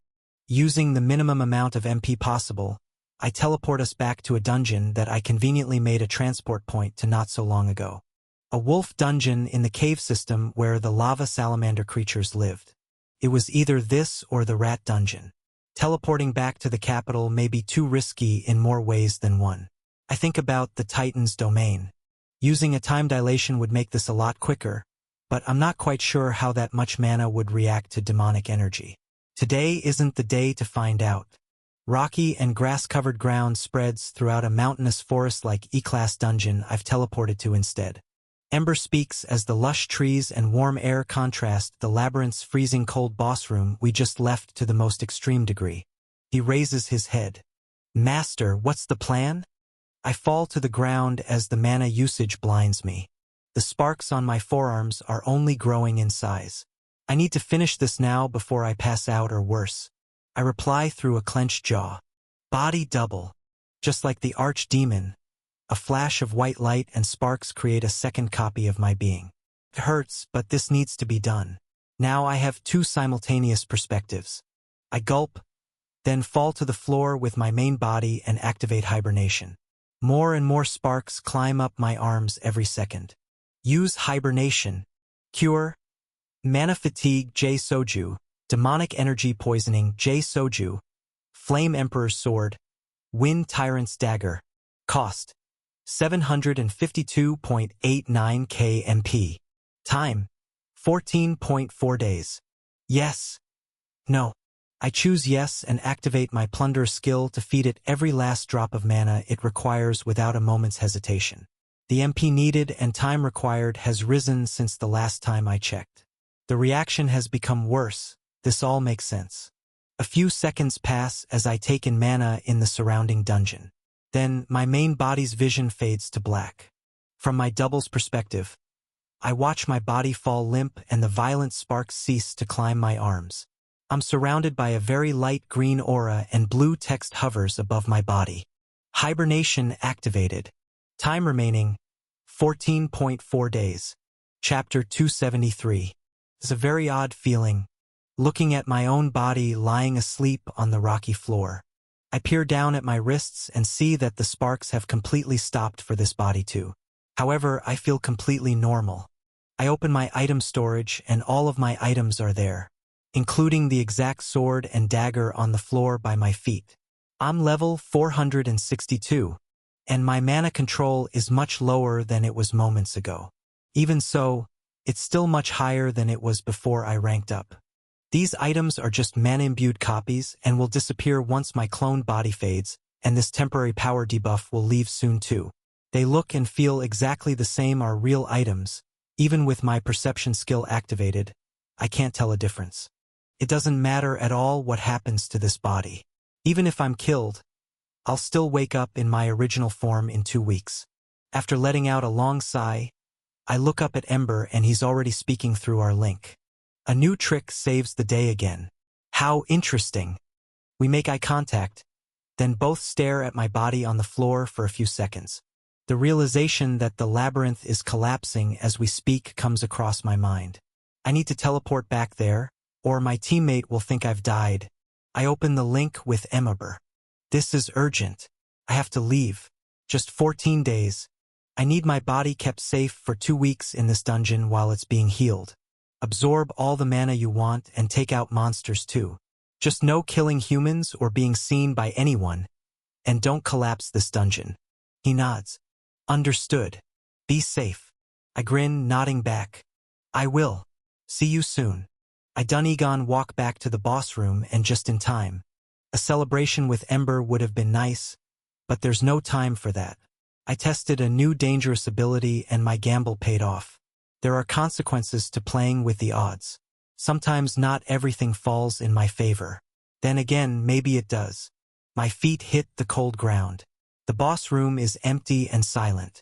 There isn't even a hint of a breeze to push the remaining snow back onto the naked mountains or rock-covered battlefield. I do a quick scan of my surroundings and confirm all my senses and skills work fine. I reach into my item storage and even pull out a copy of my sword to check it again too. Its buffs have dropped down to the equivalent that they were when I was at level 462 before. With my Conceal Skills special grade perk, I hide my new black tattoos and glowing white eyes, reverting my appearance back to the normal human state. Even my demon's cores were replicated. Almost 50 seconds pass before the world around me fades to white. Just in time. It's over. The entire labyrinth fades into nothingness and transports all its participants back to the small mana-shielded room where the entrance portal stood spinning just a few hours ago. The hunters that were guarding the 18th and 19th floors must have left. I don't sense their presence, and there's no way they could have managed to climb any higher to help us out. Once the bright flash of light clears and the buzzing sound of shielding fills my ears, I see all 5 of my teammates in front of me. They're all breathing heavily, some covered in sweat, and all of them exhausted. My main body was on the brink of collapse before I used every last bit of strength to activate my hibernation skill. My doubles body that I'm currently using is seemingly fine. The first excited laughing voice I hear from my left side is Maria's. Her wide smile, blonde hair, and bright blue eyes are the first thing I see once my feet hit the solid floor. We did it. In record time too. Haha. Good job, guys. She jumps around glowing light blue as Abby starts to make her rounds, healing everyone up from mana fatigue and checking for any extra injuries. Both Ari and Fisher are practically leaking with new power. My eyes widen as I start to speak up to ask a question, but I get my answer as the water wielder speaks first. I finally ranked up. He smirks, looking down at his body, then back up at all of us with a confident stare. I got an awesome new water defense buff too. Nothing can get past me now. I'm on a whole new level. I'm easily on par with you now, Lydia. He turns to the white-haired mage with his arms crossed. She gives him a thin smile and replies in a sarcastic tone. Yeah, maybe. She practically ignores the blue-haired hunter and eyes me up and down curiously. She starts to walk over. You defeated the boss room quickly, in less than 10 minutes by my calculations. That's very impressive. I can't say I wasn't doubting you. She gulps, still struggling to understand something as her eyes scan my body up and down faster and faster. The mage tightens her lips, unable to piece something together, then speaks up again. You seem stronger too. Congrats on the rank up. I nod, understanding there's something more she's trying to say, but now isn't the time. Thanks. Then look to Ari. He seems completely distracted by his open status, so I don't bother. We'll have plenty of time to show off our new skills later. I speak up. Let's get out of here. Our mission in the Dark Continent is finally over. The city of Solara is safe. A round of smiles and laughter follows, and we start to climb the mana-imbued stairs up to the surface. The closer we get, the darker the mana shielding around us becomes. I don't remember it being this color on our way down. I activate my perception skills and am shocked to find I can't sense anything outside of this structure. At first, I just push through thinking it's a side effect of my weakened state, but the harder I try, the thicker the walls seem to be. Hey, this shielding is a lot different than when we entered, isn't it? The smiles and cheerful conversations stop as everyone else begins to notice too. Lydia speaks. You're right. Her expression darkens. This looks like A-rank graded shielding. I didn't know they even had this kind of supplies out here in the desert. I clench my jaw, assuming the worst. Fisher rolls his eyes. They thought we would fail. That's it, isn't it? There's nothing to worry about, guys. The Solarans just wanted a failsafe for their city if we all died. He lets out a sigh, then yells up the last flight of stairs as we continue forward. Real nice of you all. Apriacti, the faith you put in your saviors. He smirks. I don't buy it, continuing to expand my perception range, but an impossibly dense wall of pure magic blocks me. The particles are so thinly locked together that it'd take me hours to see through. Then, I feel a crack in the shielding just 15 meters ahead. The entrance door opens for a split second, allowing me to feel the entire city outside, then slams shut with a loud thud. I'm cut off again. A loud bang shakes the floor, and a strange cloud of invisible mana-imbued energy shoots out of it. I can only barely sense it with my skills, and utter out a few words before the wave of bizarre matter hits us. Watch out for the A. My thoughts go blank as soon as I'm enveloped in the invisible silent cloud. My vision goes blurry and all of my skills automatically deactivate as I fall to the floor. It feels like electricity is shooting through my veins. The 5 teammates around me falling in a similar fashion to my sides is the last thing I see before everything goes black. Is this the Solaran government? The association? A team of rogues? I can't figure out what's happening, and for some reason my poison resistance nor any of my other active skills are activating. I manage to swing in and out of consciousness as a team of men in jet black hazmat suits open the locked door of the special shielding and take our bodies away. The light outside is bright, but it's impossible to make out where we're headed before I pass out again. My head hurts and my body is numb. I desperately attempt to move my limbs or activate my telekinesis, but something is interrupting my ability to cast magic. None of my skills work at all. There's a horrible ringing in my ears that makes it impossible to keep my thoughts straight, and the rhythmic pounding of my heartbeat is only getting louder. As I wake up again, it's unclear how much time has passed. I know one thing for sure. I'm being carried down a flight of steps. It's dark and the ringing in my ears has only gotten worse. This time unbearable. I pass out again. Everything goes dark. I wake up a final time and the ringing in my ears and pain in my temples has finally subsided. I'm sat in a chair and my wrists are both cuffed to a table. The space around me is dark, and my mouth is dry. All I hear is a woman's voice echo from the darkness at the back of the ominous underground cement-walled room. Congratulations on clearing the labyrinth. Welcome to your debriefing. Chapter 274.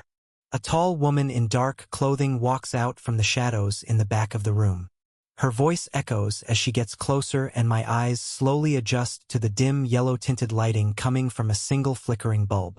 Short blonde hair hardly reaches her shoulders but covers her face enough so that shadows hide all of her defining features. The woman wears a tight black combat suit with silver daggers and assorted magical items on her midsection and tied around both thighs. I gulp and squint my eyes, attempting to activate inspect and appraisal, but they won't turn on. My cuffs tighten around my wrists even more and I feel a wave of fatigue pass over me. My eyes widen more as her footsteps get louder and she continues to walk forward at me. Her face is becoming visible now and isn't familiar at all. The woman has mature and stern features, but they're symmetric and devoid of any imperfections. Her hazel eyes glimmer in the dim light as she speaks up again, now across from me at the opposite edge of the table less than 2 meters away. Good to see you're finally awake. She crosses her arms and a silver badge on her chest shimmers. It's 3 numbers on a small pin labeled 005. My gaze tightens as I attempt to activate my skills and tear my hands from the black metal cuffs holding me to the gray metal table. Again, nothing activates and my muscles become extremely tired after attempting to brute force my way out. Just a fraction of a second worth of exertion feels like I just finished an hour-long battle. The fatigue hits me instantly, and I let my head droop. I should be able to break through metal like this easily, but it gives off the same odd feeling as the gas-like substance that was used to knock us out.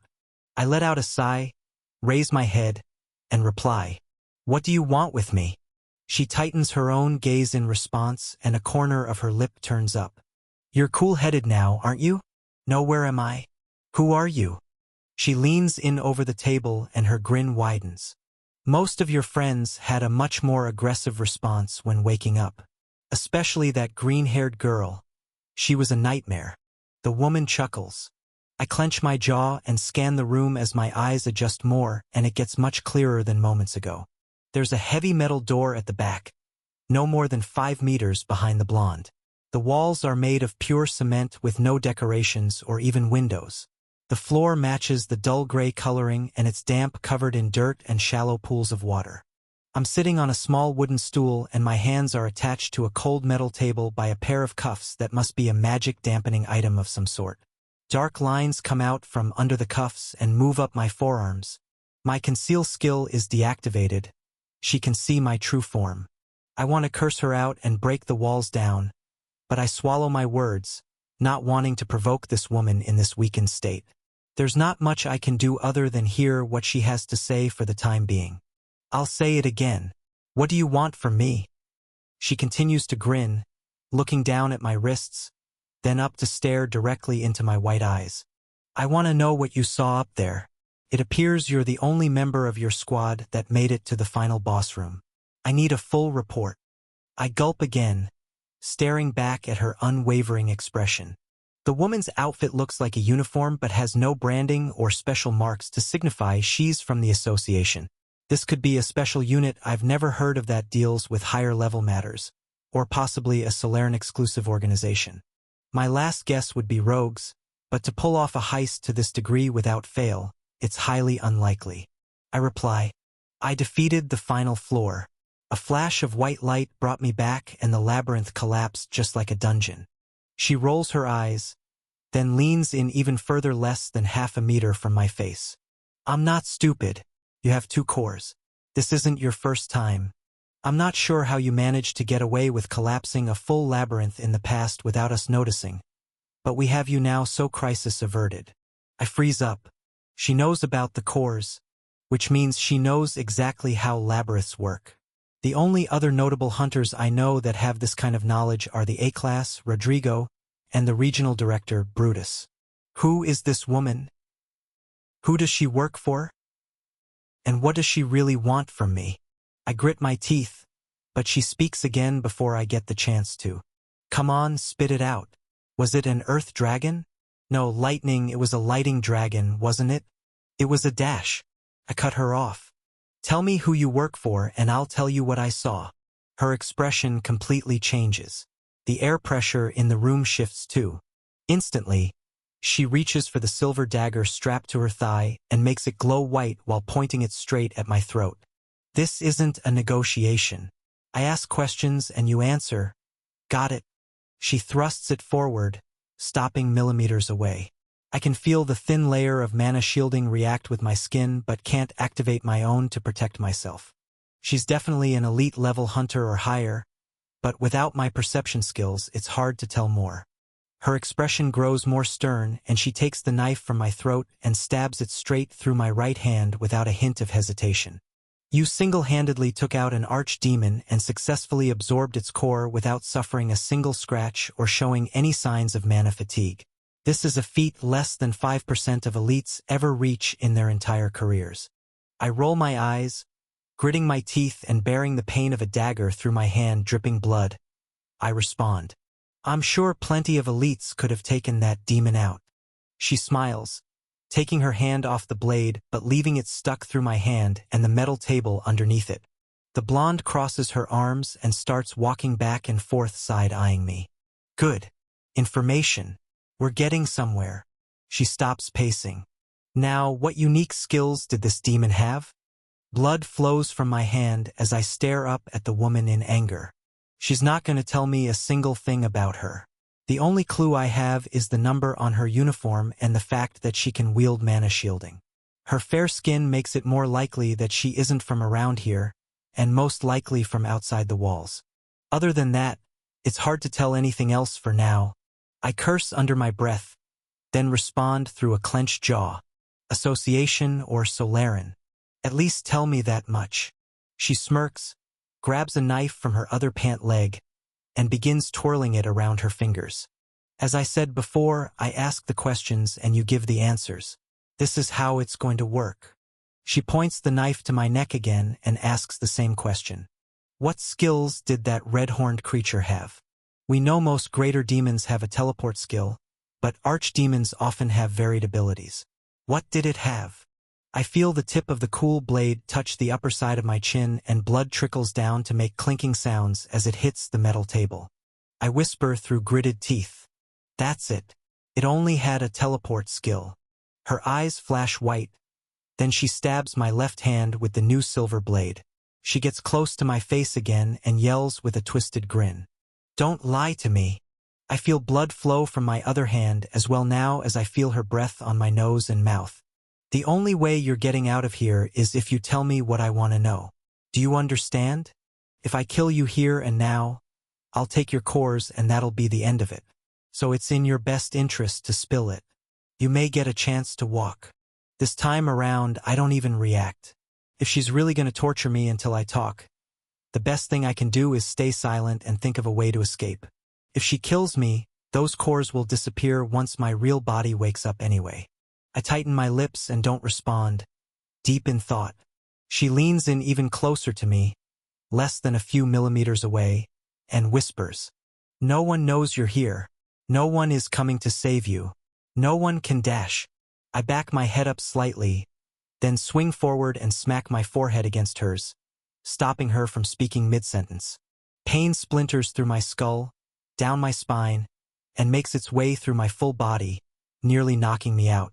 The instant fatigue from these black cuffs hits as I exert any excess force, but it's worth the pain and energy. I let out a laugh as the blonde-haired woman falls backward onto the floor wide-eyed with an expression of shock on her face. There's a light sloshing sound from a shallow pool of water as she hits the floor. My interrogator immediately scrambles to her feet, unharmed but covered in green and black grime and red-faced with anger. You want to play games? Can play games. I said I'd kill you if you don't tell me what I ask you. Do you not value your life? The woman puts her hands on her hips and stares at me. You asked for it.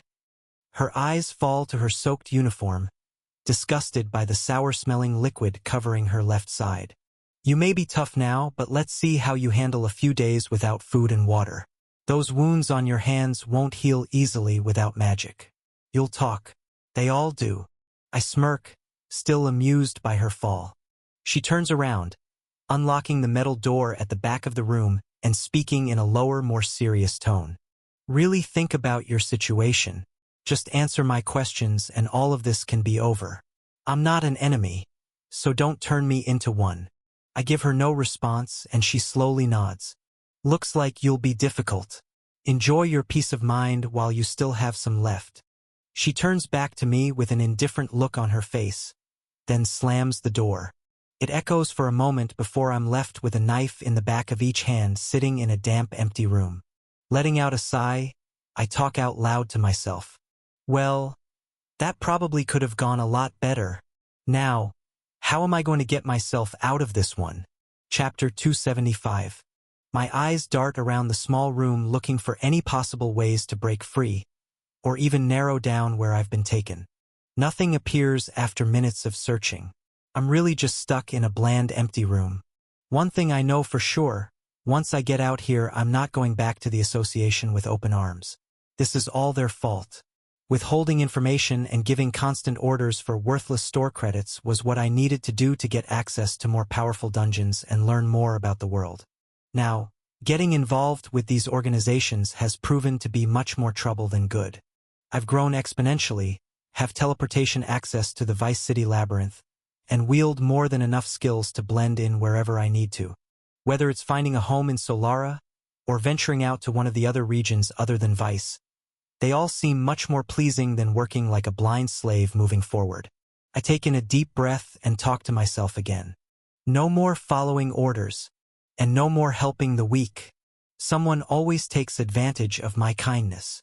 Sometimes I forget why I started all of this. I just wanted to get stronger and have fun doing it. This isn't to help people. I'm here to help myself. I only got involved with the association because I had to. Look what that's led me to. Handcuffed in the basement of some rival organization's lair. Or even worse, this could be the association's doing. There's definitely a chance I was betrayed by that gray-haired regional director.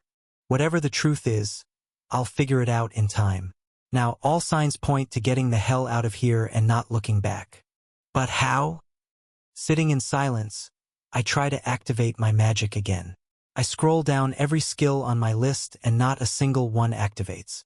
Each time I try, not even a hint of magic is produced. My natural mana stores have been drained to zero, and these cuffs are blocking off any ability to wield or gather in more from around me. It feels like an invisible veil has been cast over my skin, blocking me from sensing or using mana. Breaking out with magic is not going to be an easy option.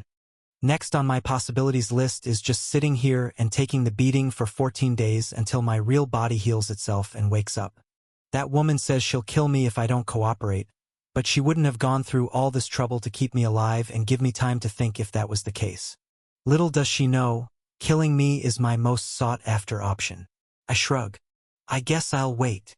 That's exactly what I do. An hour passes and nothing happens at all. The room stays silent, and my mind keeps wandering to try and piece together where that woman could possibly be from. None of the clues given so far make any sense, and thinking about it more is just making my head hurt. Another hour goes by. The pain from the knives in my hands hurts, but the fact that this flesh is a meaningless clone mentally dulls the pain. 2 more long hours slowly pass. Footsteps come by my door, but trail away as fast as they came, leaving me in silence again. Looks like she really meant it. I'll be alone here for quite a while. I'll have to do something productive to pass my time. There must be something I can work on that won't waste these 14 days of waiting. I let out a sigh. There's only one skill I haven't tried yet. The reasoning behind this is that it backfired horribly the last time I tried.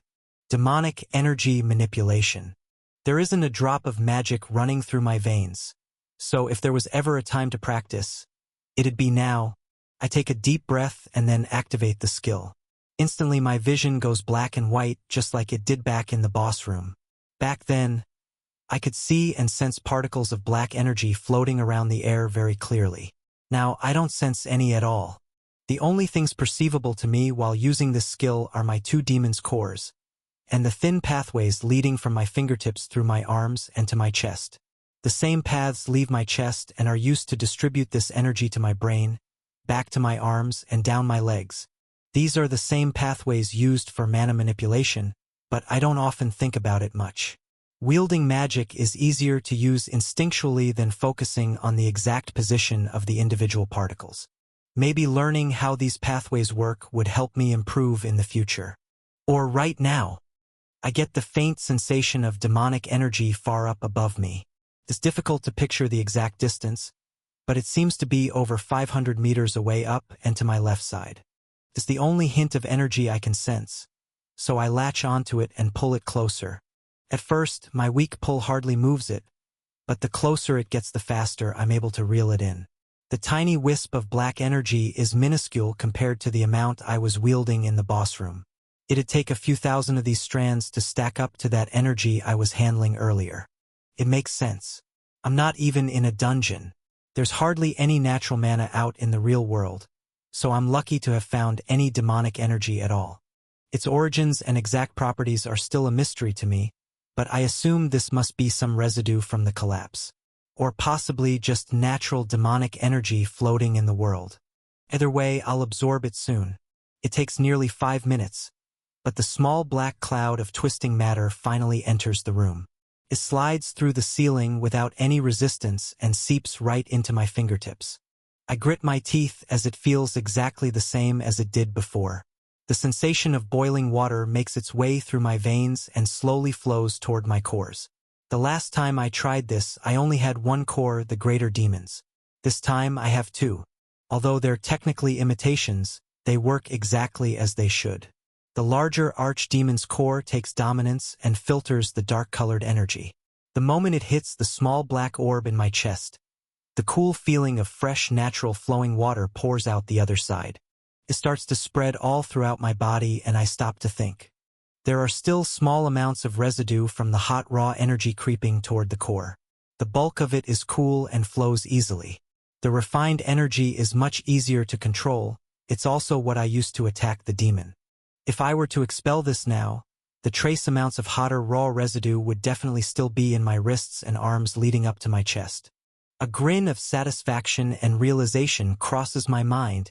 If I were to activate my magic in those same pathways while the residue is still present, it would create the same chain reaction I witnessed earlier. It all makes sense now. I focus on the tiny remaining wisps of black energy to filter through my core. Within a few seconds, just over 90% of it is gone. After a few more minutes, I've squeezed almost every last bit through. It takes 20 full minutes to double and triple check that every last particle has made its way through. Now, the only energy that remains in my pathways is the cool and refined version. I think to myself again. This energy reacted even more extreme when it hit the demon's shielding. If my thoughts are correct, having any amount of even this refined demonic energy in my system when switching back to magic triggers the reaction. I decide to release an attack. Staring forward, I point my right index finger up in the air and let all of the power flow toward it. Instantly, a thin line of black light flows out and shoots up about a meter into the air. Moments after it leaves my hand, it disperses and loses its tight, thin shape, then falls to make a miniature puddle on the silver table top in front of me. It swirls around like heavy air. It wasn't much, and it all happened so fast. There's no magic for it to react to, so it just sits there for a moment, not doing anything. I stare forward at the tiny, thin, palm-sized puddle of spinning black energy. The puddle starts to shrink. It begins to evaporate. I watch with eyes wide open in awe for a moment, then try to pull it back in toward my fingertips again with my manipulation skill /. It doesn't budge. So interesting. There's still about 10% of the refined residue still flowing around in my pathways. After careful manipulation, referencing the ways I tried to move the raw energy around, releasing the last bits of refined energy through my fingertips only takes a few minutes. By the time every last drop is released, it all dissolves into thin air. I did it. Ember said it would take extensive training to properly wield demonic energy and filter it through a core. He's right, but I have a loophole that will make it much easier. I'll master this new skill. These magic dampening cuffs are a blessing in disguise. They may seem like an effective way to trap an elite-level hunter in normal human restraints, but in reality, whoever put me here has given me a perfect training ground to perfect my demonic energy manipulation. I focus on my surroundings and search for more.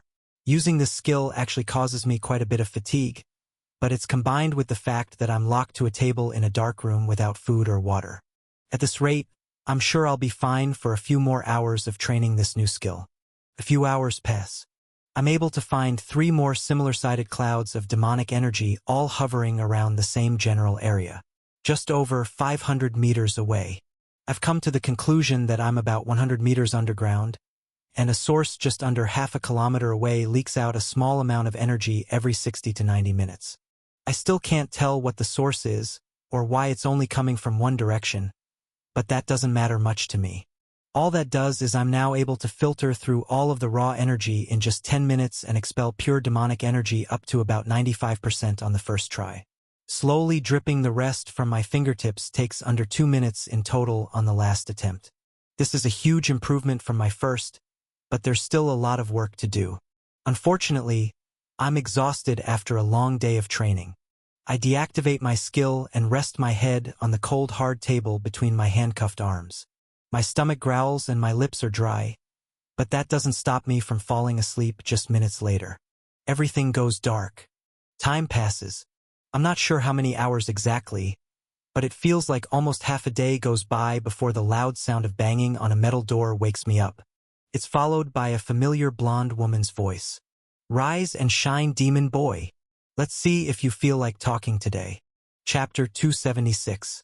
As my eyes adjust to the dim yellow light again after a long night of rest, the metal door at the back of the room swings open.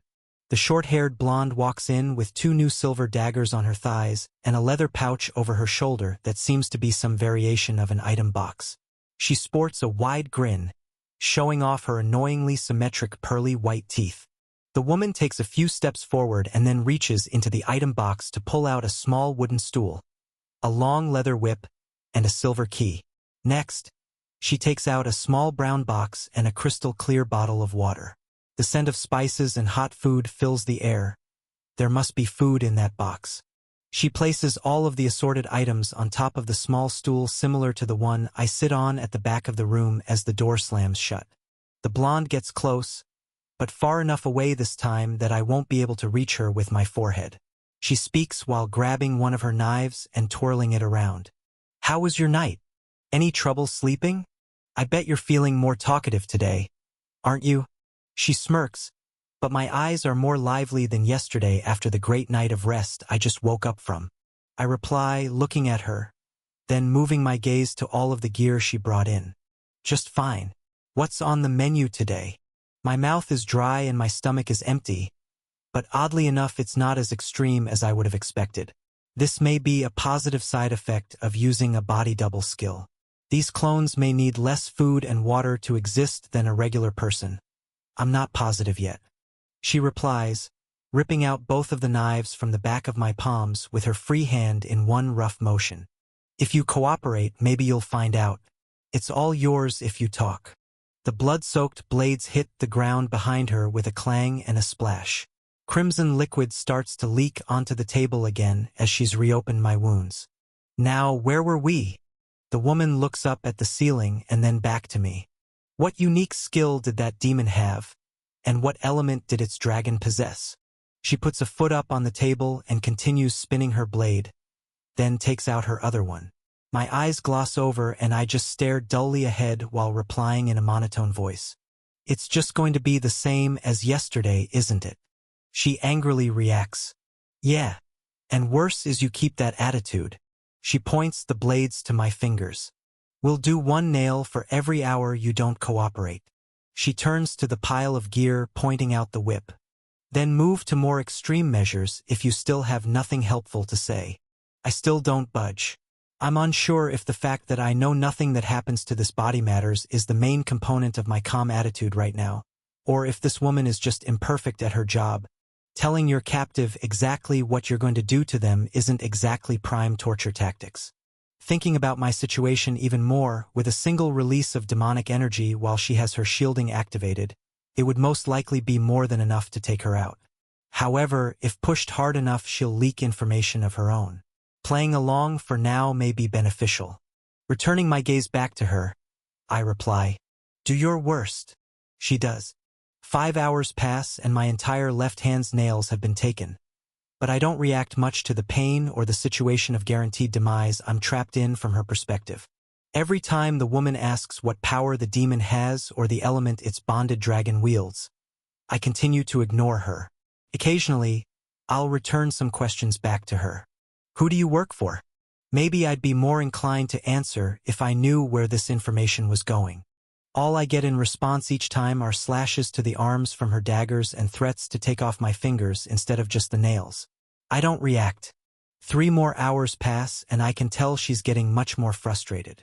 After a bloody barrage of attacks followed by an indifferent dull response from me every time, I hear her curse under her breath as she paces near the back of the room. If only it wasn't for these cuffs, I could use mind magic on this brat. I need to figure out which one came back. I raise an eyebrow, then show a grin. This is the first bit of emotion I've shown all day. Mind magic, huh? Why can't you use it now? What's so special about these cuffs? Take them off, try it out. The most interesting detail that piques my interest is her last line. She needs to figure out which one came back? Which what? Archdemon? Dragon type? Or something else? She scowls and grabs the whip at the back of the room, letting out a fit of rage. They said you'd be a special case and not to take those cuffs off for any reason for the chance that this special investigation would all be compromised. Crack. The lash hits me across the chest.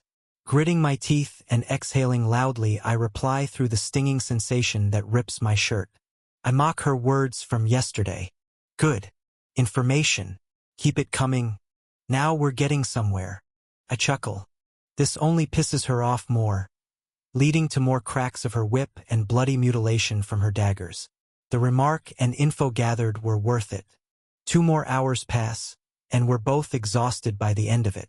Possibly her more than me. Both covered in blood and sweat, she decides to end today's session here. The one thing that irks me a bit is the satisfied look on her face.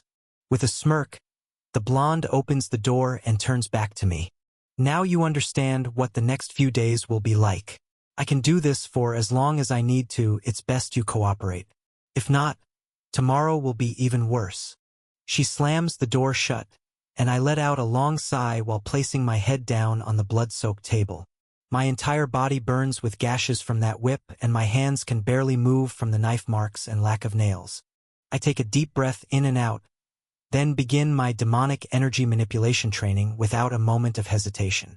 The small trace amounts of black wisps continue to spawn every 30 minutes or so just 500 meters away. If I don't grab onto them within a few minutes of them spawning, they float away. I manage to filter the energy 6 times this session. Even though I'm on the verge of exhaustion, it's much easier to manipulate the black matter this time around. By the time the 3 hours of training are up, I'm able to filter the raw power through my core to 100% refined energy in under 2 minutes. Expelling it in a single thin blade-like line has become easier too. The initial expulsion uses up almost all of the energy, and I can propel it all the way to the back wall of the room. It hits the metal door, but doesn't do any damage and hardly makes a sound. It still takes 15 seconds to drip out all of the remaining matter. The refined demonic energy dissolves away without a trace. Good progress, but I need to get better. The fatigue catches up to me, and I begin to drift off. Before I can attempt to tamper with these cuffs or make an attack on the woman, I need to get more proficient. Plus, every day I keep her talking will potentially bring me more information. My goal is to absorb, refine, and expel demonic energy almost instantaneously before attempting an escape. At first, I just thought I'd just let her kill me and forget about all of this to go rogue in silence. But the more she tortures me, the more it seems she's enjoying herself. It doesn't matter if she's just a hired grunt or doing all of this by her own free will. I'll get revenge on this woman no matter what. My new mission is to make her suffer the same fate as she's given me, then burn the organization that trapped me here to the ground. Everything fades to black as I fall asleep. Many hours later, I wake up to the sound of loud metal banging and the woman's voice as she barges in through the door. Today I have a new plan. Chapter 277. Rise and shine. Today's the day you spill it. The woman comes in with her usual food, water, and torture weapons, wanting to know more about the demon and the dragon I fought. She's much more straight-faced today and doesn't fold under any of my initial questions or tauntings. I lose a lot of blood from deep lashes, and she even tries cutting my fingers rather than just the nails. Her newest method is a torch soaked with a flammable substance that she continuously uses to poke and prod me while asking questions. I don't even flinch from the heat, so she stops this after just a few hours. My month-long training sessions of solitude and battles with ruthless monsters have been much worse than this. I can handle a few cuts and burns from a human. My physical appearance, on the other hand, tells a different story. This only works in my favor.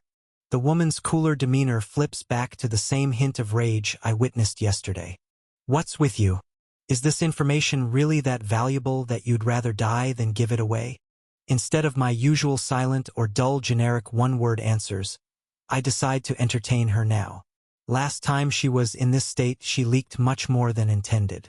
The woman tightens her lips while taking a step back. I respond with a smug look on my face. Is the information that important that you'd waste days down here instead of killing me? I get another angry lash across the chest as her eyes glimmer with rage. I'd face a worse fate than you if you died before giving me any information. Then another. Crack. She keeps yelling. You're just a nutcase. It's been 3 days since you had any food or water, and you're mutilated beyond repair, yet you're smiling like you have the upper hand here. I cough and spit out blood, showing her the grin that she despises. So you can't kill me until I talk? That's good to know. Crack. Her face goes red again, and any hopes of a conversation dwindle. Another long day of torture continues. However, I'm not sure who's in a worse position. A few more hours pass before she's had her fill of action. The anger, frustration, and rage have turned into maniacal laughs, while she continues using every torture trick in the book. My questions and taunts aren't getting through to her anymore. She doesn't reply with anything meaningful. She just keeps asking the same questions in response. A few hours later, the blonde tires out and begins to pack up to leave. Before doing so, she force-feeds me half a bottle of water, then walks out the door with a final line. That's so you don't die overnight. You were correct. I can't kill you until I get what I need, but you'll wish I could. The metal door slams closed and I begin my demonic energy manipulation training almost immediately. I don't have a status screen that gives me the exact amount of energy I'm wielding, so to make things simple today, I decided to name each individual wisp of energy as 1 unit of demonic energy. They're all roughly the same size, so it makes things simple. The unexpected cool liquid refreshment gives me enough energy to train for 5 hours straight. I managed to refine 9 wisps of energy and make a very intriguing discovery. I can achieve complete refinement in just over 1 minute per try. It's some improvement, but not nearly as fast as I would have wished. It's been mostly muscle memory and perfecting the flowing movements, not an innate power-up. So, I may just need much more practice and possibly more levels to get faster at this. Expelling the energy, on the other hand, has managed to become nearly instantaneous. I figured out a method to speed up this process. If while absorbing the demonic energy in the surrounding area, I don't allow it to leave my core after being refined, I'm able to keep this refined black swirling matter inside my core and not touching any of my pathways. When all of the refined energy is released at once directly from the core to whichever part of my body would like to release it from, 100% of the matter is expelled in a single shot. On my 9th and final attempt of the night, I managed to hold the demonic energy inside my core, deactivate my skill, and confirm that it remains refined even 10 minutes later once I activate it again. The energy shoots out all the same, creating a thin black blade-like shape before hitting the door in the back of the room with a loud clang. I fall asleep from the fatigue after this. Everything goes dark, and then my day of torture starts up the moment my eyes open again. Rise and shine.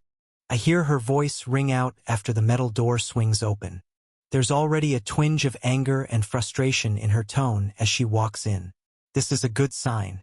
I'll just stay quiet today and see if she lets anything out during her moments of rage. 1 or 2 more training sessions will be enough to start tinkering with the cuffs and planning my escape. The woman begins her punishments. An hour or so of the usual goes by. Then she tries a few different tactics. Don't you want to see your friends? Tell me what I need to know and I'll let you all go free. The woman takes out the silver key that she flashed to me on the first day as well. There's no need to be stubborn. Drop your pride and choose to survive. I'll unlock your cuffs. I roll my eyes and don't give in. Although I'm jumping with excitement on the inside. There's a small hole in the metal linking the black cuffs together that looks like a key could fit inside. I wasn't sure if that silver item was used for the cuffs or the door outside. Now it's very clear to me. She taunts me more about my teammates, and her eyes get wider and crazier. I don't bother reacting. I'm busy thinking about other things. Whatever is happening to my squad is beyond my control at the moment. Based on her previous actions and statements, it seems like there isn't anything they have that she would want to know. I have no reason to trust this woman, so there's no point in worrying about them now. I'm solely focused on myself. She can't believe this lack of reaction, and the torture just gets more violent. Eventually, she says something new under her breath that piques my interest. Everyone else is done with their interrogations, but I'm stuck working overtime for you. Crack. I get hit by her whip again. I decide not to push her over the edge. The last time I did, she gave me the silent treatment. The fact that she isn't working alone is news to me. Now I know this is an organized operation. She's working overtime. Instead of making a smug remark, I let my head and full body go limp. If she's already talking to herself, I might as well let her keep it up. She murmurs inaudible curses, while continuously asking about the demon and dragon again, but gives up about 30 minutes later. She lets out a long sigh and lifts my head by the air while staring into my half-open bloodshot eyes. Looks like you're too worn out for the day to be of any good use. We'll pick this up tomorrow. She lets out a chuckle and forces a small amount of water down my throat. I don't react, acting as unconscious as possible in the hope she lets another thing slip. The woman packs up her gear and opens the door. Her next words make my heart skip a beat. She murmurs under her breath. Brutus could have given us more information on this bunch. I can't get a word out of this brat. It's going to be a long week. The moment the metal door slams shut, my blood begins to boil. Brutus. The regional director has something to do with this. I don't know if she's a private third-party hire, an association secret branch, or something different altogether. The only thing I know is I'm getting out of here tomorrow and getting to the bottom of this. With a clenched jaw, I begin my demonic energy training. Another breakthrough is necessary today. I manage to refine 1 unit of energy, store it in my core, deactivate and reactive my skill to expel an attack 3 times. Each time I would wait increasingly longer in between reactivating the skill just to make sure there's no time limit. By the 3rd time, over an hour goes by while deactivated, so I'm fairly positive I can store this energy indefinitely. Next, I'll find out how much I'm able to store at a time. Over the next 2 hours, I absorb 3 units of demonic energy into my core all at once. I turn off the skill, then turn it back on, allowing me to expel the energy in the same fashion nearly instantly without any issue. The form of the attack is a bit more distorted and imperfect, showing similarities to the blob of black energy I released on the archdemon by the time it reaches the back wall. However, for the first few meters, the energy stays in a very concise and sharp knife-like form. I take 2 more hours to try it again. This time, I hold 3 full units in my core and release them in 3 separate 1-unit attacks. Each is much more stable for longer than the full 3-unit strike. This will do. I'll have to train more another time to perfect it, but it's not necessary right now. I absorb and refine 3 more units of energy, then wait with my eyes wide open until morning. My heart beats out of my chest, and the final words that blonde woman said repeat in the back of my head over and over, keeping me awake and alert. Only 4 hours pass before I hear her voice ring out as the door flies open. I fake raising my head and show a disoriented squint. "Rise and shine. Looks like you're feeling much better than last night. Shall we get started?" She smirks, taking out her gear and placing it at the back of the room. My jaw tightens and I stare forward at her with built-up anger, waiting patiently for the perfect moment to make my move. She picks up on my tension and takes advantage of the situation. "Would you look at that? Finally realizing I've got you exactly where I want you, huh? It's pointless to resist. Tell me what I need to know." She shows a devious smile with her eyes lock on me like she's eyeing her prey. With her hips swaying back and forth, the woman walks over while reaching into her item box to pull out the silver key. She starts to spin it around her index finger as she gets closer and closer. "Just 1 word could set you free. Come on, I already told you I'm not the enemy. These may be harsh methods, but I'm on your side here. Trust me." Her footsteps get louder, and her voice gets muffled in my perception as she continues to talk. All I can see is the key. She leans over the table, dangling the silver magic item right in front of my face. The woman is taunting me again, saying something about my teammates, and how long I'll be in here if I refuse to speak. I can't make out the full sentences. I'm much more focused on my demonic energy manipulation skill activating. I take aim and prepare to attack. It's time to make my escape. Chapter 278. It all happens in an instant. I shoot a thin black blade of refined energy from the tips of my fingers out of my bloodied right hand. It flies up in the air, heading straight for her left shoulder. The woman's expression changes to disbelief, and she activates her mana shielding before the collision.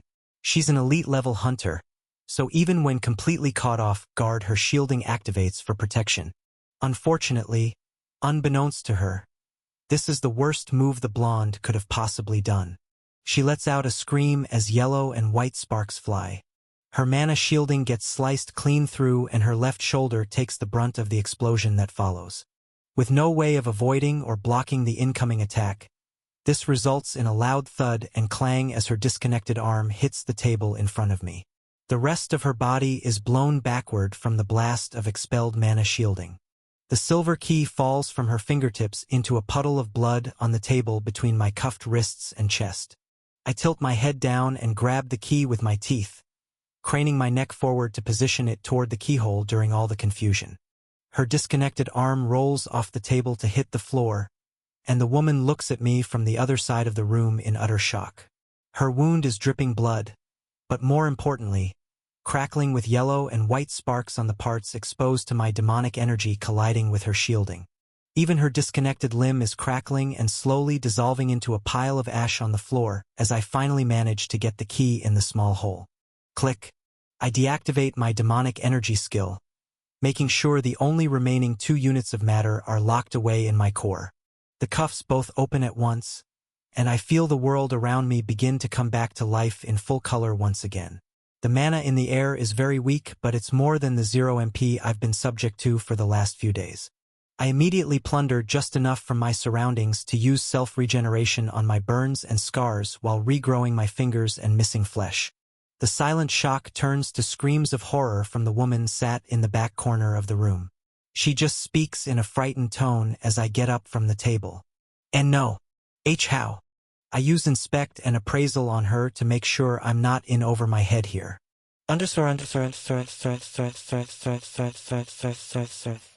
LV. 312. Active items. Golden Amulet of Protection, plus 70% defense.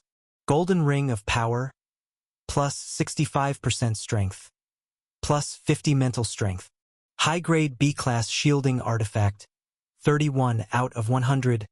IC. Active skills. Lie detector, legendary grade. Dagger mastery. A ton of red flags pop up in my mind. Her level is way too low to operate mana shielding, but there's an artifact in her status that somehow allows her to activate an artificial one. The 31 out of 100 must be an amount of uses remaining, but the IC is a mystery to me. Her top skill, on the other hand, I've seen it before, just not a legendary grade version. The director's assistant has the same one. It makes sense someone with a similar skill would be put in a position like this. I make a mental note and take a step forward. She speaks again. To this is, what power did you just use? I am possible. Even A-class hunters can't use magic in those cuffs. It's not dash. I roll my eyes and cut her off while reaching into my item storage to take out my imitation sword, letting it flicker with flames. Enough talking. I'm in charge now. I ask the questions. I turn my gaze to the remains of her severed limb as it has almost entirely turned to ash. If you don't want the rest of you to turn into that, I recommend you do as I say. She gulps, shedding tears while frantically looking at her wound and trying to use mana shielding to block out the reaction. I watch the artifact tick down to 30 out of 100, then 29 out of 100, and finally 28 out of 100 before she stops. Every one of her attempts only makes the sparks fly even higher, speeding up the effect. She replies, "Why, you can stop it. Can't you?" I smirk. "Of course, I'd just like you to answer a few questions first. Then I'll stop it and let you go free." My version of stopping the reaction is killing her and letting it fizzle out on its own. Other than that, I'm as clueless as she is. There's no way I know of that can stop this reaction once it started. Again, the short-haired blonde weighs her options, but the sparks growing closer to her vital points only get worse for every second she stalls.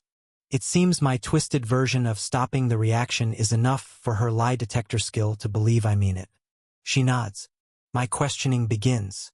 Who do you work for? How is Brutus involved? And why do they want this information about a demon and a dragon so badly? She starts to speak but swallows her words. I light my sword on fire and point it at her while gritting my teeth. You have less than 3 minutes to live if that reaction continues. I suggest you speak now. This is also true. Based on my experience, this is about how fast the sparks spread.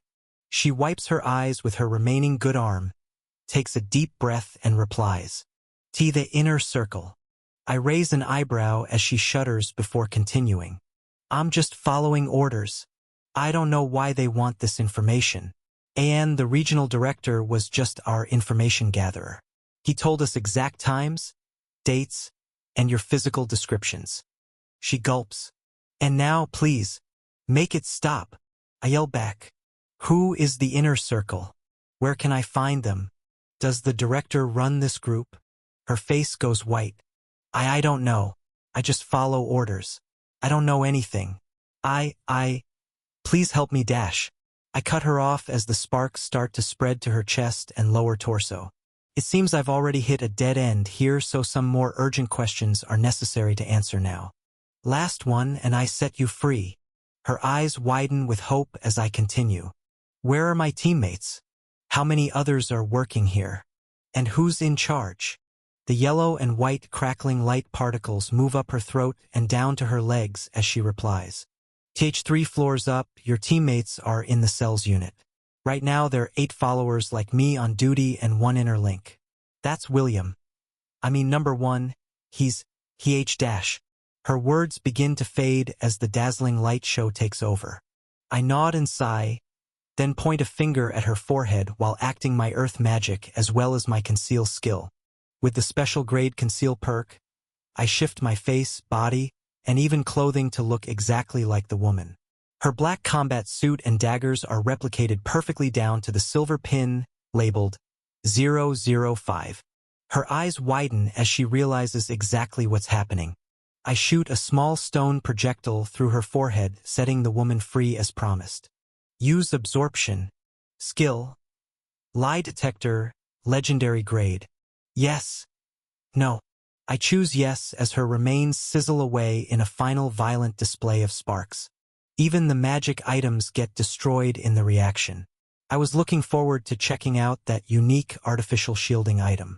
It's a shame, but on the bright side, I got a new skill out of all of this. I check my status to see more details.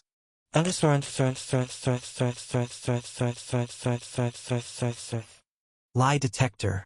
Info. The lie detector skill allows the caster to determine if the words an enemy speaks are true or false while making physical contact. The perk granted for surpassing the special grade rank allows the caster to use this skill on any words they hear. It doesn't matter who speaks or what distance they speak them from. The caster will know if it is a truth or a lie. The legendary grade perk allows the caster to know if the inner thoughts of a person are true or false with physical contact. It is reliant on audible answers, but if the truth is being bent, the skill can tell. Unique perk. Telepathy holder. Physical contact is not necessary if the skill is paired with the telepathy skill to temporarily perceive an enemy's inner thoughts as spoken word. Only mana control of a significantly higher power can block this perk from activating. Grade. Legendary grade. Upgrade.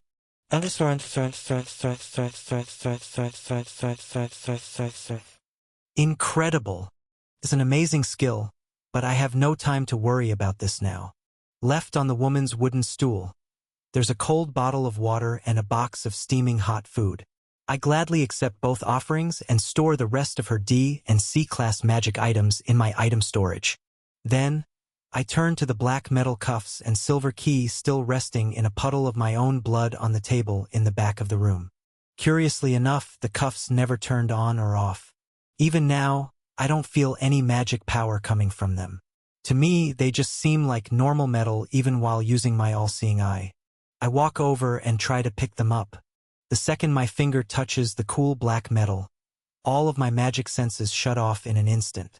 I pull my hand away and they turn back on. I attempt to put the cuffs in my item storage by leaning the table forward and letting them fall into my portal.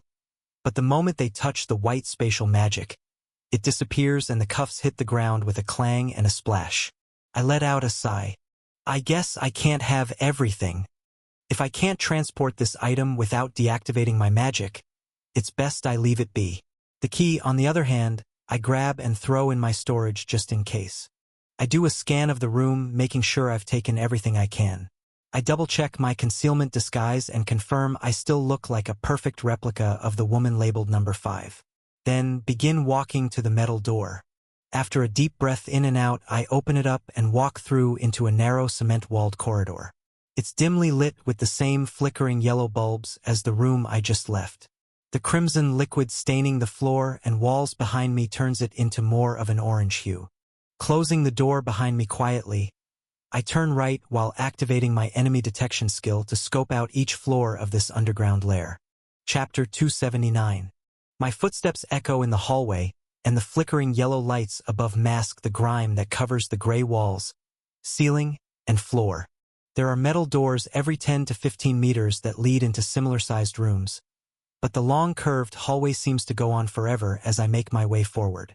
My enemy detection skill only shows one other person on this floor, and they are still rather far away at the end of the hall. It's a level 202 with a swordsmanship skill as well as that same high-grade shielding artifact activated. It must be something their boss hands out to each of them. However, a defense item of this class can't be cheap.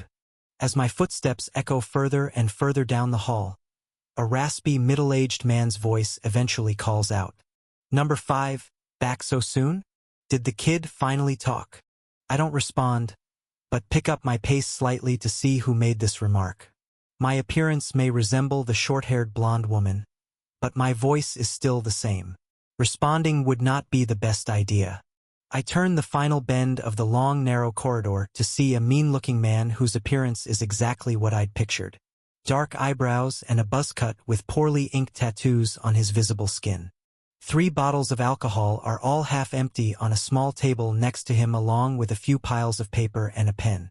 He crosses his arms and raises his head as we make eye contact. "Come on, it was that bad again?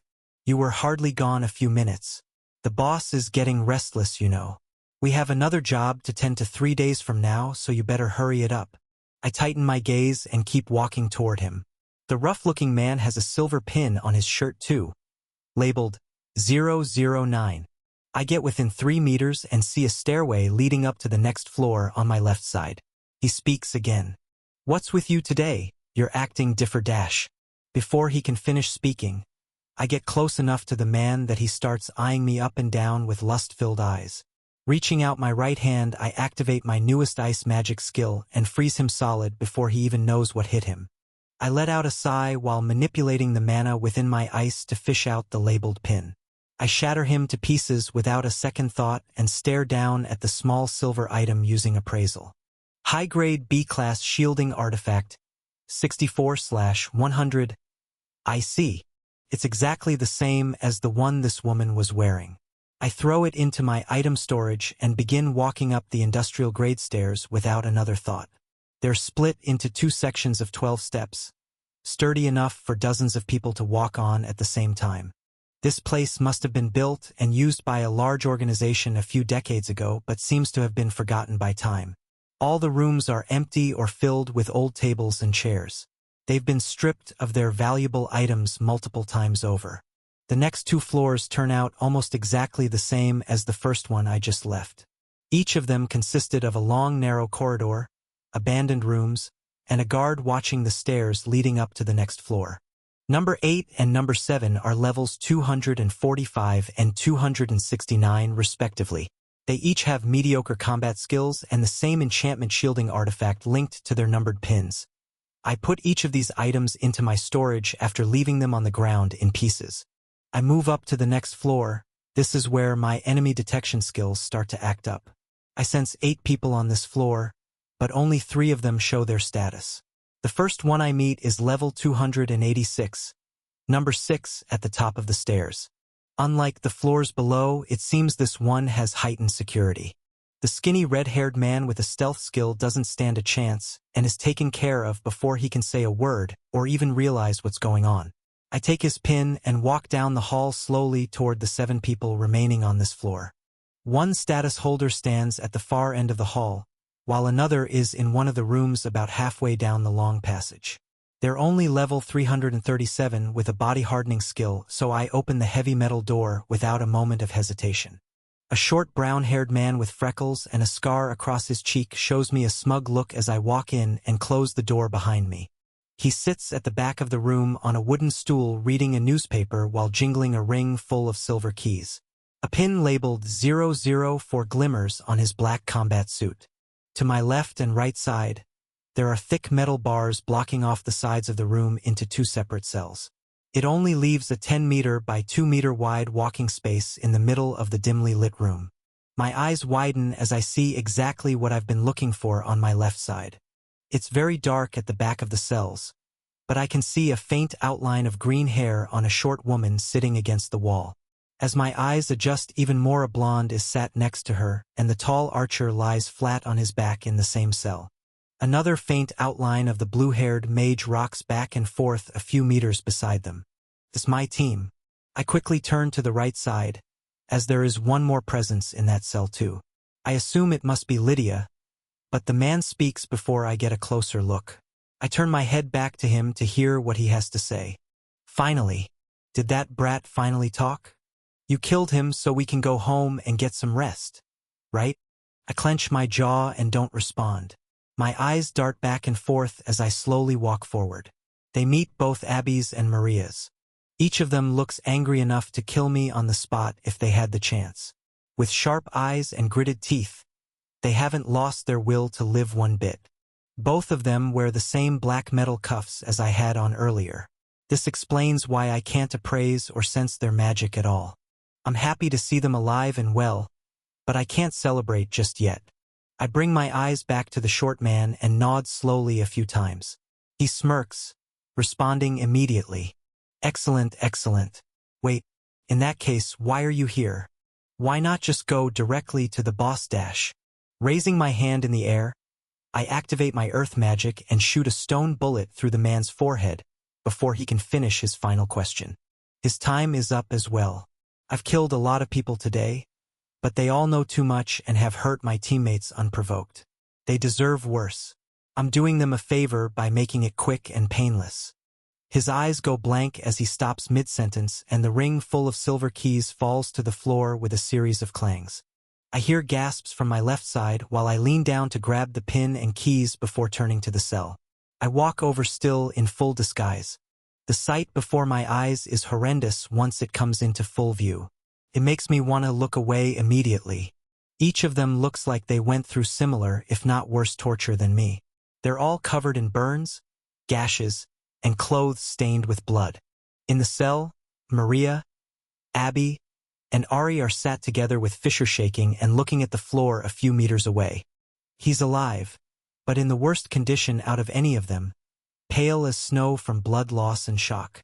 The women both stare at me with the same angered expressions while Ari looks up at the ceiling calm and deep in thought. I take another step closer. Then, speak in my undisturbed, deeper-toned voice while deactivating my conceal skill and tossing the keys through the metal bars. Sorry for the wait. Let's get out of here. My appearance shifts back to my original form, minus the white eyes and black arm tattoos. I smirk while watching both Abby and Maria shift their expressions from anger to joy. Even Ari sits up realizing what's going on. His indifferent gaze turns to curiosity. But still, something seems very off. Fisher doesn't budge. He continues to stare at the floor, murmuring something to himself. I turn to the other cell, expecting to find Lydia behind bars once the yellow light illuminates the back of the room. Unfortunately, I'm mistaken. An old man with a long gray beard stares back at me with cold and tired eyes. He doesn't say a word, just lifts his cuffed wrists up toward me. There isn't anyone else in his cell. The white-haired mage is nowhere to be found. Chapter 280. Despite the happy sounds of my teammates unlocking their cuffs and slicing through the metal bars of the cell behind me, there's still a major issue to still be solved. Lydia is missing. The other presence on this floor that was masked by the cuffs happened to be this bald and bearded old man. Not the white-haired katana-wielding mage I expected to see. My mind races and I activate my enemy detection skill along with my other perception perks to scope out the floors above me. There isn't any sign of her, only more enemies. I scoff and curse under my breath. The old man speaks as I start to turn away. Please, if you would be so kind as to free me too, young man. I look him in the eyes and he stares back with the same cold eyes, now with a glimmer of hope at the back of them. His wrists are bloodied and bruised, but it seems they've healed many times over. There is food and water near the backside of his cell. I respond. Why do they keep you around? It seems like you've been locked up for quite a while.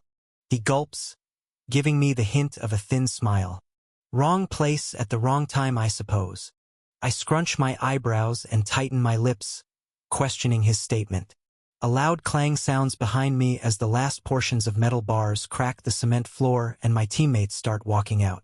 White and green light casts a glow that reflects off the old man's face. Abby is restoring everyone's wounds. I respond, intrigued by the old man's words. What for? There's a lot of things that aren't quite adding up here. He replies, I was doing research on the Abyss. That's all it was, unfortunately. A northern section of the city links to the source. A man named Number 1 found me while I was doing a few tests. He wanted my data and I believe you can infer the rest. I try to activate my lie detector skill, but it doesn't give me any readings. My eyes shift down to the magic blocking cuffs that must be the cause of the interference. I want to believe what he has to say, but the easy thing to do would be leave him behind and not carry any extra baggage. My teammates are the only people I care about right now. Before I make my decision, Maria hugs me from behind. I knew you'd come. I knew you'd find a way. She's half crying and half laughing. I forget about the old man for a moment and turn around to hug her back. Abby gives me a smile and mouths a thanks but is still busy working on Fisher's wounds. Ari walks up stretching his arms with a calm expression. Thanks for the save, but this is no time to celebrate. You know better than I do, we have a lot of work ahead of us. Not a single one of us is safe, and I don't even know who the enemy is. I grit my teeth, holding Maria even tighter. It's everyone. The association. Solara. Whoever this damn inner circle organization is. Plus, where is Lydia? Could she be tangled up in this mess too? Silence fills the room. Maria steps back, catching her breath and putting a more serious look on her face. No. You may not know her as well as me, but Lydia wouldn't betray us. I'm sure of it. I nod slowly, not wanting to doubt her words, but the passive perks of my lie detector skill activate, and a soft green light envelopes her body. It fades soon after, and based on everyone's lack of reactions, it seems I'm the only one that can perceive it. It isn't blue text like my other skills, but I can instinctively comprehend that these words are the truth in Maria's mind. I nod.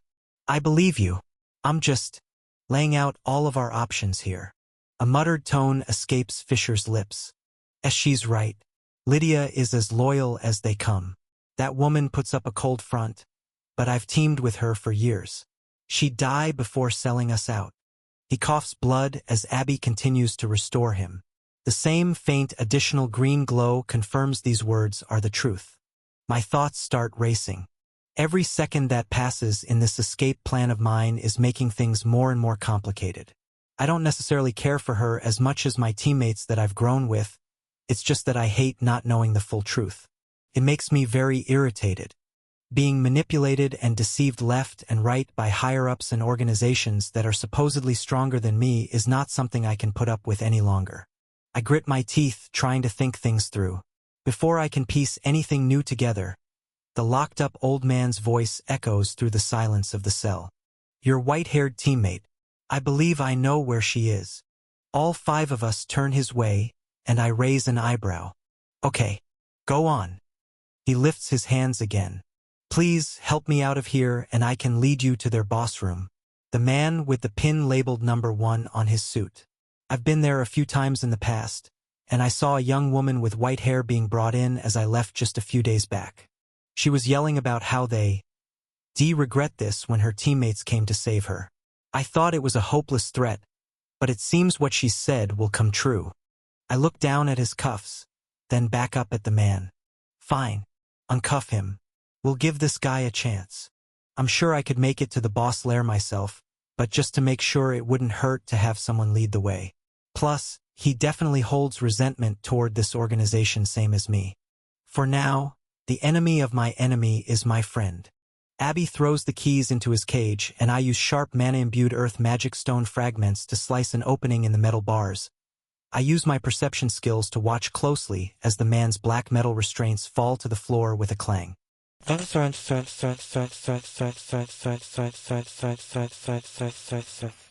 LV. 89. Active items. None. Active skills. Appraisal.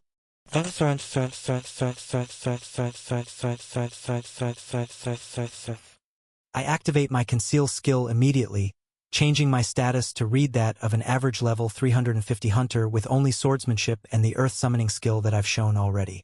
I'm almost positive appraisal skills not of the special grade can only identify item stats, but it's better safe than sorry. I speak. Any suspicious movements and you're dead. Got it. He nods as I continue. Now, confirm everything you've said to me so far is true. I point an earth magic imbued index finger that just cut through steel bars at his forehead. But all the man can do is smile. Of course it's true. Please, let me lead the way.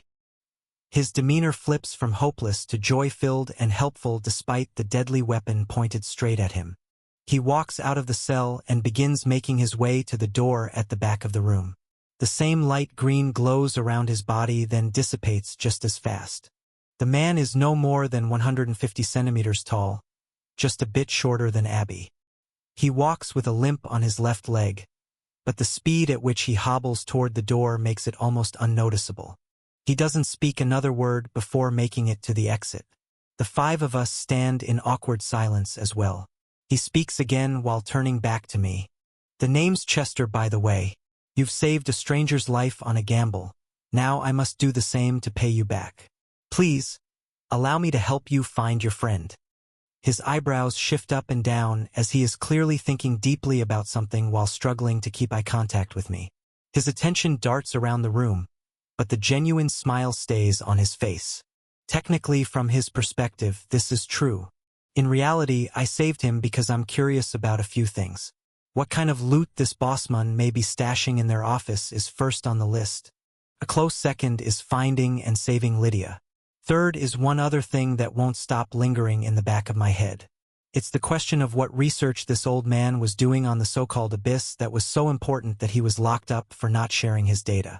If I had to make an educated guess, the Abyss is the blank energy reading that stretches out from the northern border of the city. This is what I sensed days ago upon our arrival, but haven't gotten a chance yet to check it out. As odd and awkward as this man may be, he holds the key to many answers I seek. I reply with a smirk. I'm Jay. Nice to meet you too.